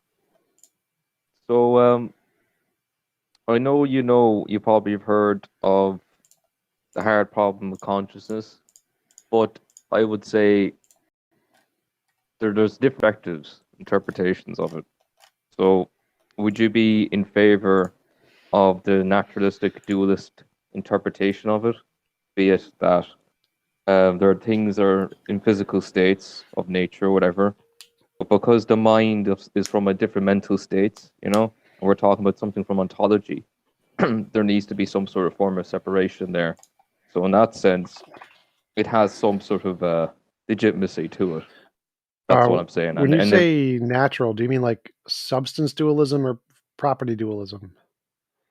A natural dualism, naturalistic dualism. I don't know what that means. Naturalism is monism. It's just all there is physical stuff. Naturalistic dualism is like from like Chalmers. You know, he's the one that started off with the hard problem of consciousness. I just linked your What? link you sent me, by the way. I'm sorry, didn't mean to interrupt. Just telling you your link is in chat now. So I think naturalistic. I think Chalmers was like a property dualist. Yeah, so like, property dualism is the state that there's only material stuff, but there's the properties of different kinds of material stuff. And like substance dualism is like there's physical stuff and non-physical stuff, soul stuff. What I say is, do you think the problem is people are too quick to reject the hard problem consciousness because they think it's reducible to just only being an idealistic notion when it doesn't need to be mutually exclusive? You probably could incorporate and accept the hard problem consciousness, and it probably would be something worth value to look into it. I think the problem is, if I don't know anybody who dismisses the problem. Yeah. So like the problem is just that we have no way to investigate what consciousness is, because any way we try to, it's going to be through consciousness. And so it's necessarily going to be circular to try and investigate consciousness, which is true. We accept that, but it doesn't like lead to anything. Yeah. It's not like most of the people in philosophy are physicalists, which means they think it's just physical brain stuff and there's no dualism. Well, the funny thing is, I remember looking into that. There's that paper that goes through Phil the Survey's paper. Phil Oh, yeah, Survey's it paper. was so it went through all the different perspectives. Like, so it was what I found to be pretty interesting. Funny enough, is that in neuroscience they reject it, and religion they reject the hard problem consciousness too. So I think that's a bit interesting how there's this like certainty. I don't know what you mean there. So like they don't really reject the hard problem. They just, their answer to it is that it's monism, it's physical or spiritual. So like I don't think nobody thinks that it's possible to investigate consciousness through some kind of like fMRI scan. So then that's the hard problem. The hard problem is that there's no way to test consciousness stuff without using consciousness. So as far as I know, everybody accepts the hard problem is a thing. Yeah. Would you be sort of convinced in like, if you were to make a concession in some way, I suppose, would you interpret it through panpsychism? Do you think panpsychism has legitimacy to it? No. I don't think that the universe is conscious. No. I don't believe it anyway, but I want to know, like, what's your opinion on panpsychism? Like, do you think it's too it makes too much of a heavy claim? I think it makes a claim with no evidence. So I think that claiming that consciousness is fundamental to anything in the universe is baseless. It's like claiming that a pineapple is fundamental to anything in the universe. All the evidence we have is that pineapples and consciousness are a product, an emergent property of smaller, more physical stuff. And so it seems saying that consciousness is fundamental would be like saying like a pineapple is fundamental. It doesn't make any sense. Like, why not just have it be an emergent property? I don't think the chemicals were around at the formation of the universe.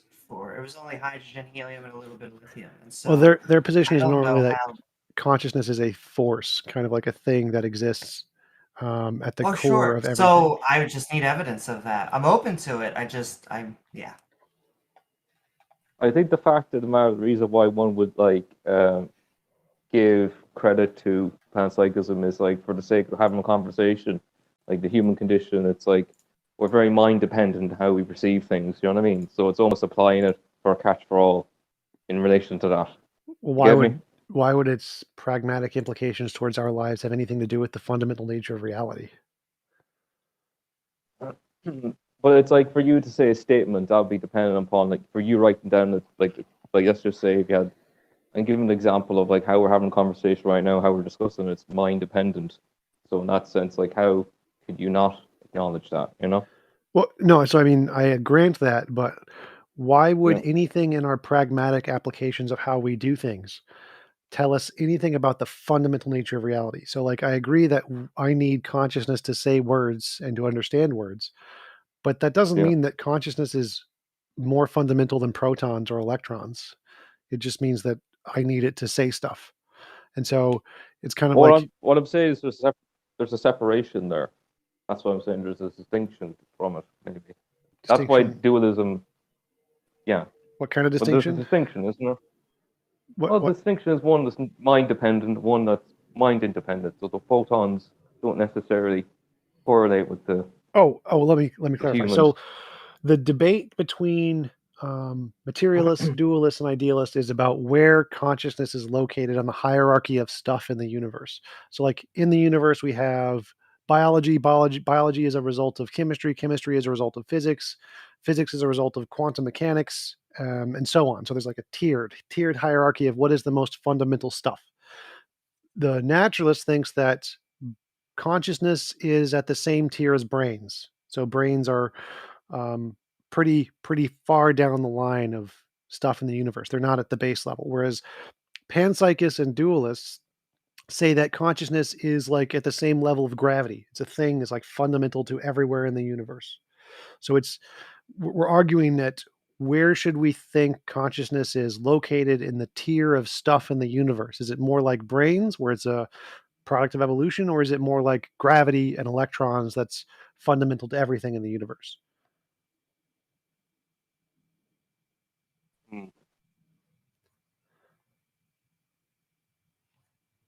Yeah. I just want to put on there one of the reasons I don't think consciousness is fundamental is because we have good evidence that it is a mechanism. It just works hand in hand with your stomach, doing digestion. You know, I think that we put a lot of specialty to it because we are that mechanism, and so we want it to be this fundamental thing, if not transcending our own bodies. Once again, completely open to it. I just need empirical evidence. Yeah, but that's what I'm saying. It's like if you look at the paper, like there's loads of different. I'm not saying we have the time to break down, but there's like a lot of different perspectives that go through. Like, and you know, it's interesting how if you go through the whole like perspectives, philosophical like views, how consciousness is a thing, you know, to consider, and some people reject it because they have no, you know, they just find this has no relevance to them, I suppose. So it's like, but I don't think people cannot like. I don't think that someone has some of the people that reject it understand how consciousness can be pretty broad, like what you're saying, comparing it to gravity or something like that. So that's the thing. I mean, it seems mostly like a philosophical question, though, right? Like, how could you even go about trying to answer it? Yeah. Well, that's is it applicable to real life besides philosophy? Well, it's applicable to maybe if you're looking into maybe trying to discover like consciousness association with the brain, the neurocortex, like what's in between that, how to explore it. Maybe you might be doing AI research. Maybe that could be the reason why people get so bogged into consciousness, because maybe they find it, and it might be might give more insight. You know. I mean, sure, they can't be unconscious and you be operating on their brain, testing stuff with the consciousness, right? But besides that, I mean, it seems purely philosophical. What do you pure? But pure, I can't say you. I don't see how else it would be applicable. Well, tackle the whole thing. Well, I don't find that that's the right dichotomy. Everyone would use philosophy. Even the most person who's discovering would have to, you know, break things down to themselves and reason things out and write out a format, you know, structure. So they're using philosophical, you know, identifying certain things, you know. That's like saying we breathe air, you know. You can't just reject the philosophy, you know what I mean? It's like incorporated in so many different ways, you know. I just feel like it's asking asking them about solipsism, right? I just feel like it's purely philosophical. And I mean, does anybody else here disagree? Does anybody think it's applicable to real life besides philosophy? Well, it depends what field. That's it. Neuroscience, or if you're like in that avenue, or AI research, maybe.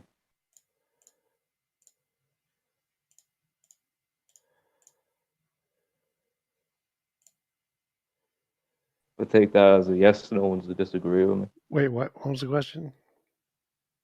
Oh, he was saying that you think consciousness is applicable to like real life. Do you think it has any sort of the hard problem of consciousness? How is that applicable to real life besides anything related to philosophy?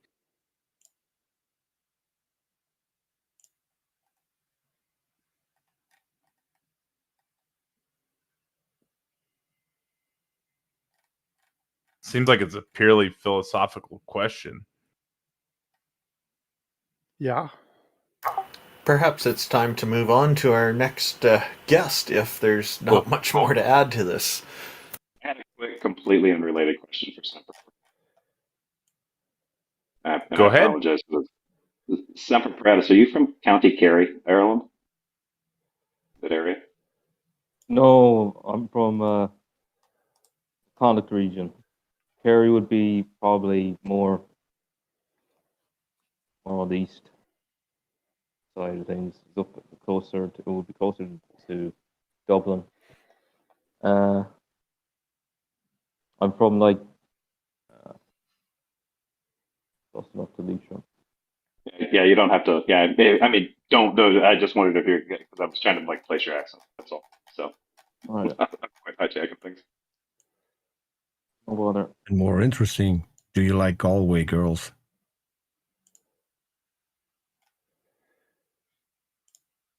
No answer. Yeah, okay. Of course. Yeah. No. Oh no. Okay. No one got the movie reference. Too bad. Okay, so at least you said Galway properly. Does anybody have any final questions before we move on to Captain Coyote? Perfect. Well, thanks for coming up, Semper. We're going to go ahead and pull up Captain Coyote now. I think he came up last week, didn't he? Or 2 weeks ago? Yeah, you were up 1 or 2 fortnights ago. Welcome back, Captain Coyote. How are you? And what have you got for us today? Freak from YouTube. What's up, Randolph? It's good to hear your voice. If you could turn up your volume a little bit, that would be helpful because your volume sounds a bit low. 1 second.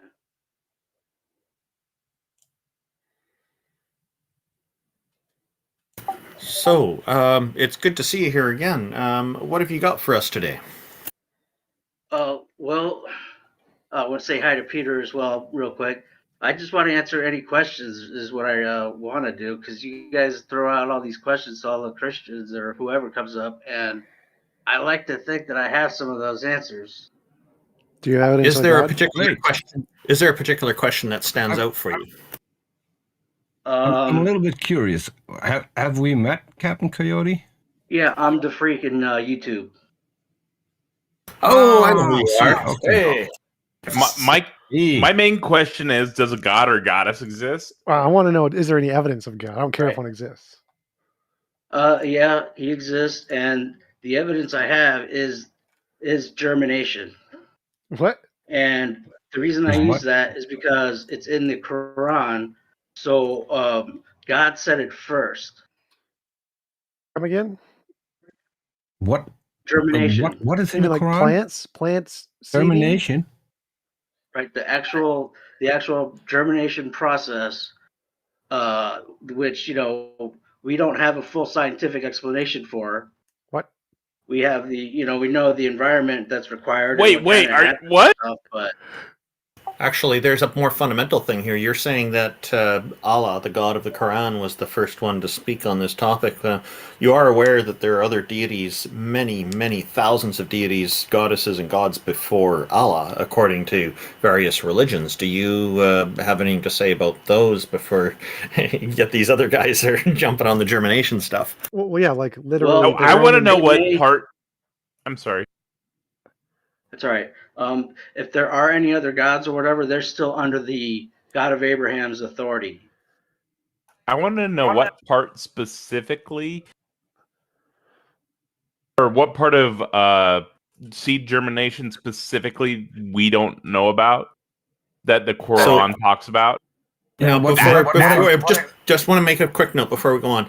I have to disappear for about 5 minutes here. When I come back, once you're done examining all of this, I would like to go through this with Captain Coyote's claim on other deities not existing or something, what he said. But go ahead and on the germination stuff, please.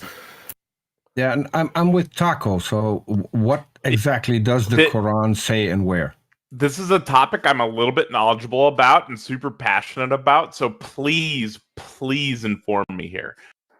Let's go. It's going to be Surah 56:63 and 56:64. Can you type in the verses in chat and Heathen Hangout? I just punched it in. And it says, and maybe read them out, because there's an audience that isn't in Discord that are watching on several YouTube streams. So if you could just read them out real quick. Thanks, Peter. It's Surah 56:63. And have you seen that seed which you sow? 64. Have you considered what you sow? Or are we the grower? And that's it. Okay. And what about that is evidence that they knew something about germination? Is it you who grow, or is it we who do so? Right. So this is absolute nonsense. That's not germination. All right, go on to the next topic. This is stupid. No. I'm sorry. Just one quick mention. That's not germination. That's not absolute nonsense. Wait, I want to know. So, how did you get from that well, the fact quote? Is, go ahead, TJump. Yeah. So, what is it about that quote that you think is evidence that God exists? Well, the fact is that we scientifically don't know exactly. In addition to that, what in that quote didn't humans know already hundreds, maybe even thousands of years before the Quran was even written? Well, they must have been speculating. What you think? They must have been speculating. They or maybe they did know and attribute it to God. People have been farming. Hold on, people have been farming for thousands of years. They knew what a seed was, and they knew what to do with it in order to grow plants. Well, I want to go that's a good question, but I didn't want to ask that first. So I wanted to say, what is it about those quotes? What exact part of those quotes indicates like something significant that God exists? I'm not reading anything in those two quotes that tells me anything special. What is it in that quote that tells me something special? Well, scientifically, we don't have the full knowledge of how germination is actually. No, I mean, I'm asking you in the Quran, those sentences, which part of those sentences is like a really impressive part of those sentences? Like when we read those sentences, what is the part that stands out to you like it's saying something special? Or something that humans didn't know already? The fact that we can't fully explain it, the fact that we don't really have full knowledge of that. Well, we do have, knowledge of the process and the environment. I want to know the words in the quote. What words in the actual quote? It's just the process. It's just the process. Who makes it spark to life? Is it us or is it God? Yeah. So Captain Coyote, I'd like to compare your Quran verse or not verses, because that's going to be confusing sounding. I'd like to compare your Quran verse with I don't know, any website on seed germination. I already linked one, iowogrowliteracy.wordpress.com. If you just scroll up and chat a little bit. There's also another one above that, from study.com. Both of them go through the steps of seed germination. Both of those go into detail on what seed germination is, way more in detail than what the Quran says. The Quran asks two dumb questions. It's not a scientific miracle. It doesn't know what it's talking about, and that is not seed germination. You're just reading the Quran and then you're saying whatever to represent. It's total nonsense. Well, I mean, it's pretty plain what I'm to me. curious, the freak. What I'm curious about is you said it explains. So what does it explain? And, No, and I can say you that we can don't you read explain. that? Can you read that verbatim from the Quran, where it explains how it works?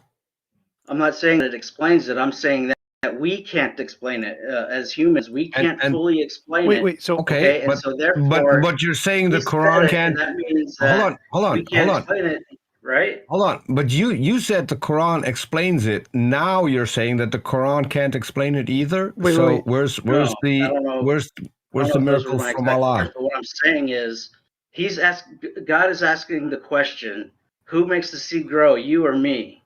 Is what he's asking. And since we can't explain it scientifically with full knowledge, we don't have that yet, then God has to exist. Nor I does provided he. you Hold two on. sources though that do. Nor does God apparently, One sec, because one he sec, one doesn't sec. explain it. Hold up. Maybe there's a reason for that. So you said that because we can't explain it, therefore God exists. That's your argument? Yeah, that's what he said. And because he said this in scripture, then the burden of proof is now on you. No. The burden of proof is on him because he pretends to be able to explain it. Hold up. So we're going way too fast. I don't think he's making the argument. This is so funny. That we did. So what you're saying is the Quran said we don't know something and we don't know that thing, therefore God exists. No, I'm saying God said, it's pretty obvious. It's pretty plain if you just read it. Who makes the seed grow, you or me? Is what God is saying to whoever the audience is, right? Sure. And since we don't know that fully, then it's obviously Let him. him finish. The freak. Let him finish. No. I want to hear this. I make it grow. Oh, so now I don't have to explain it anymore. Just like Allah. Well, No. Hold on. Let me finish my sentence. You said Allah says I make it grow, and he doesn't have to explain it. Now I make the claim that I make it grow, so I don't have to explain it anymore. So now it's either me, it's either me or Allah. Okay, so we're not to that point in the conversation yet. The first part we need to understand what Captain Coyote is saying. Captain Coyote has not. What he's saying doesn't make a lot of sense right now. So I'm trying to understand what he's exactly saying. Now it seems like what you're saying is that the Quran said, "Who is making the plants grow, me or you?" And we don't know. Right. We don't have an answer scientifically of like with the plants grow, right? And therefore, God did it. Yep, and he called it. I credit the gardener because apparently gardener all the best dirt. So why couldn't it be? So the fact is, why we're never going to know because it's in scripture that we won't know. Therefore, we literally know the steps of germination. Yeah, of course we know the steps. Of course we do. We know what's going on while it's all happening. What is sparking it to life? What is making it want to sprout? What is making it take natural processes? It's natural processes. There's no like desire. Desire's not a thing in that you can't ask about desire. Yeah, but he said it. He called it. He said, "Is it you who's making it grow, or is it me?" We don't know, right? It's just nature, dude. When it's in the correct conditions, it will germinate, and we know all of those steps, and we know what those conditions are for probably every seed on the planet. Right, we even know what's going on molecularly once the oxygen cracks through the shell, and but there's still that spark of life that we don't know. Why does that spark of life have to come from God? Why can't it? There's not a spark of life. You don't know what you're talking about. What? The spark of life is a nonsense thing that you're just stating to try to separate it from something else that it's not. It's a living thing. There's not a spark of life. It's never not living. It's a seed. Again, you guys need to stop. Holding the living thing. He hasn't explained his argument yet. Say that you can't alive. debunk it. It's a single cell why does that is dormant? Why does hold up? Stop. Why do we need God to explain life? Life can exist without a God. Why do we need a God to explain life? Well, I don't know if you necessarily, the flesh doesn't necessarily need God to explain life, but it's nice to know.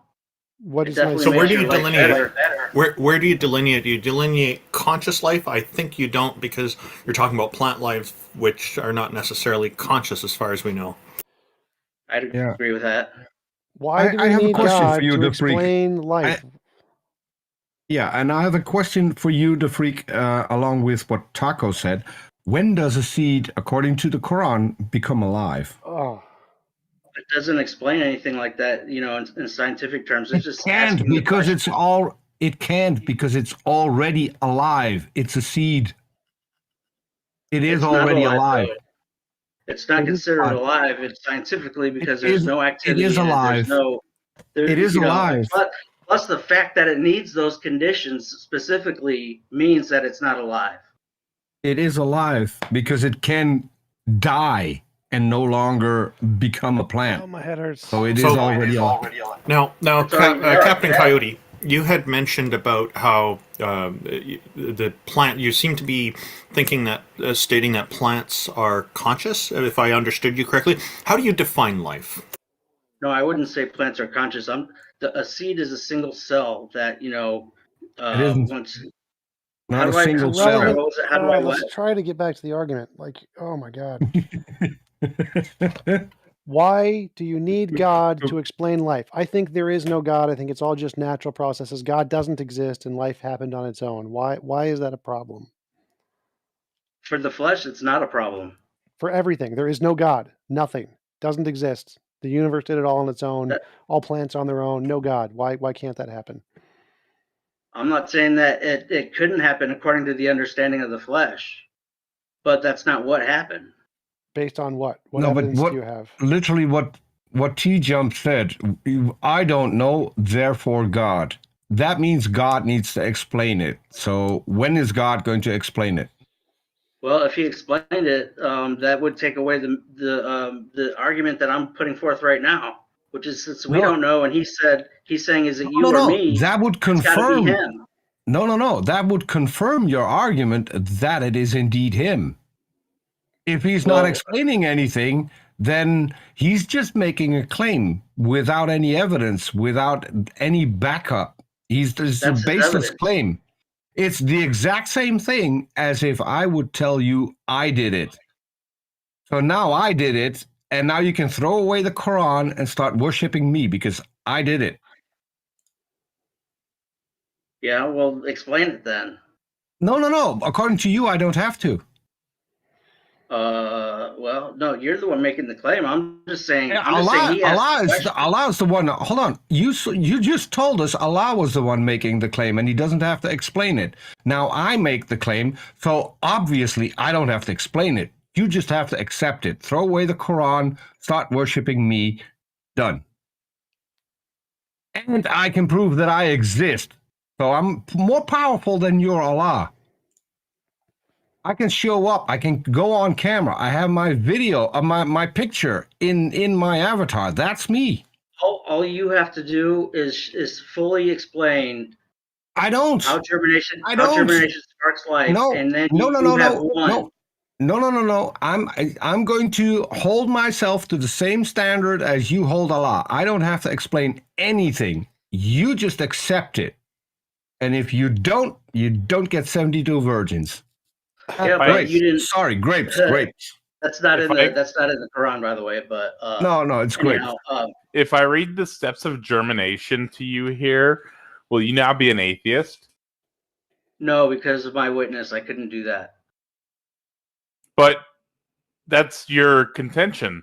That's what you presented to us. That's your contention. That's what I'm presenting to you to try and get you to consider. Consider that it might be him. Provided two different websites with the steps. And so that's what I'm saying. I'm happy to read the steps to you so that you can know those too. And then we can both know that knowledge individually instead of just me knowing that knowledge. I appreciate that. Have to be confused anymore.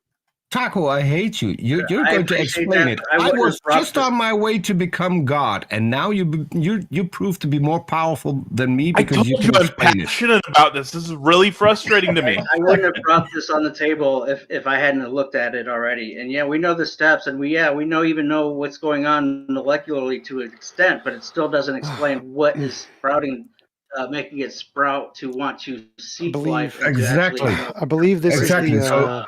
I believe this is the. How does able to react to the environment stimuli? I think I've heard an I argument. love your standard, really, the freak.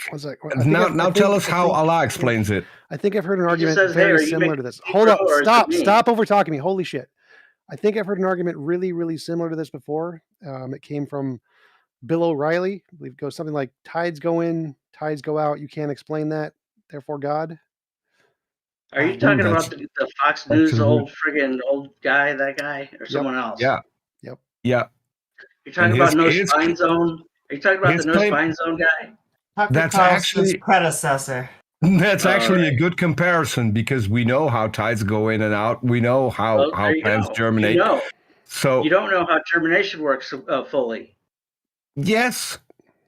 So all you have to do is all you have to do as a scientist just explained it to you. As an atheist scientist, all you have to do is fully explain how germination works, and you have defeated God. Taco just gave you the evidence you need. I asked you if I told you those steps, if you would now be an atheist because you wouldn't believe that I'm God. There's no way you would believe that I'm God. So when I explain those steps to you, there would probably be like some contradiction in your brain there, and you'd be like, "Oh, he's not God." Okay, and then you would have no God, so you'd be an atheist, right? So if I read these steps to you, you'll now be an atheist, right? That's all assumption. I've seen God. I have first-person witness of Him. But after I read the steps of germination to you, you'll know that your God is false. No, because I can't deny my own eyes and ears. But you have to, because I'll read the steps of germination to you, and then you'll know that your text is false. You'll have no choice but to accept that your text is false. I've seen Him with my own eyes and ears. Hold on, Taco. He said because your text will be false. He said he's seen him. So describe him. And what I want to know specifically, what's the color of his eyes? The Father is not human. And he looks like a star bursting, like a exploding star. And how did you determine whether or not what you were seeing was an exploding star or the Father? How did you make that determination? Because it was so overwhelmingly glorious and perfect, perfect that like an exploding star. There's no denying Him. Like an exploding star. So how did you make the determination between the two? What's the difference between the glorious exploding star and seeing God? What's the difference? Because you'll feel the love of God when you're in His presence. I still am waiting for the answer. What is the difference between looking at an exploding star and looking at God? What's the difference? Well, let's just say you are having a vision of an exploding star. You wouldn't also encounter the love of God that you would when you are before God. Okay, I'm going to become a little bit graphic. So, Amy, plug your ears.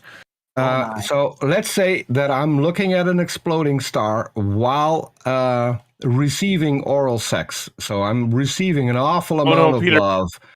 Oh, that's love. How's this different? How's this different? That feels good in a concentrated area. This is something that you feel through your entire being. No. Then whatever you had wasn't what I had. But it's a joke.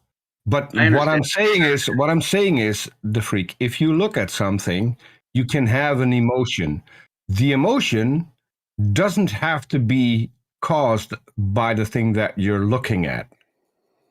So there are people who go to a musical concert and get completely overwhelmed by the atmosphere and the music. And that's a very, very profound experience to have. Some people will have that while seeing an exploding star.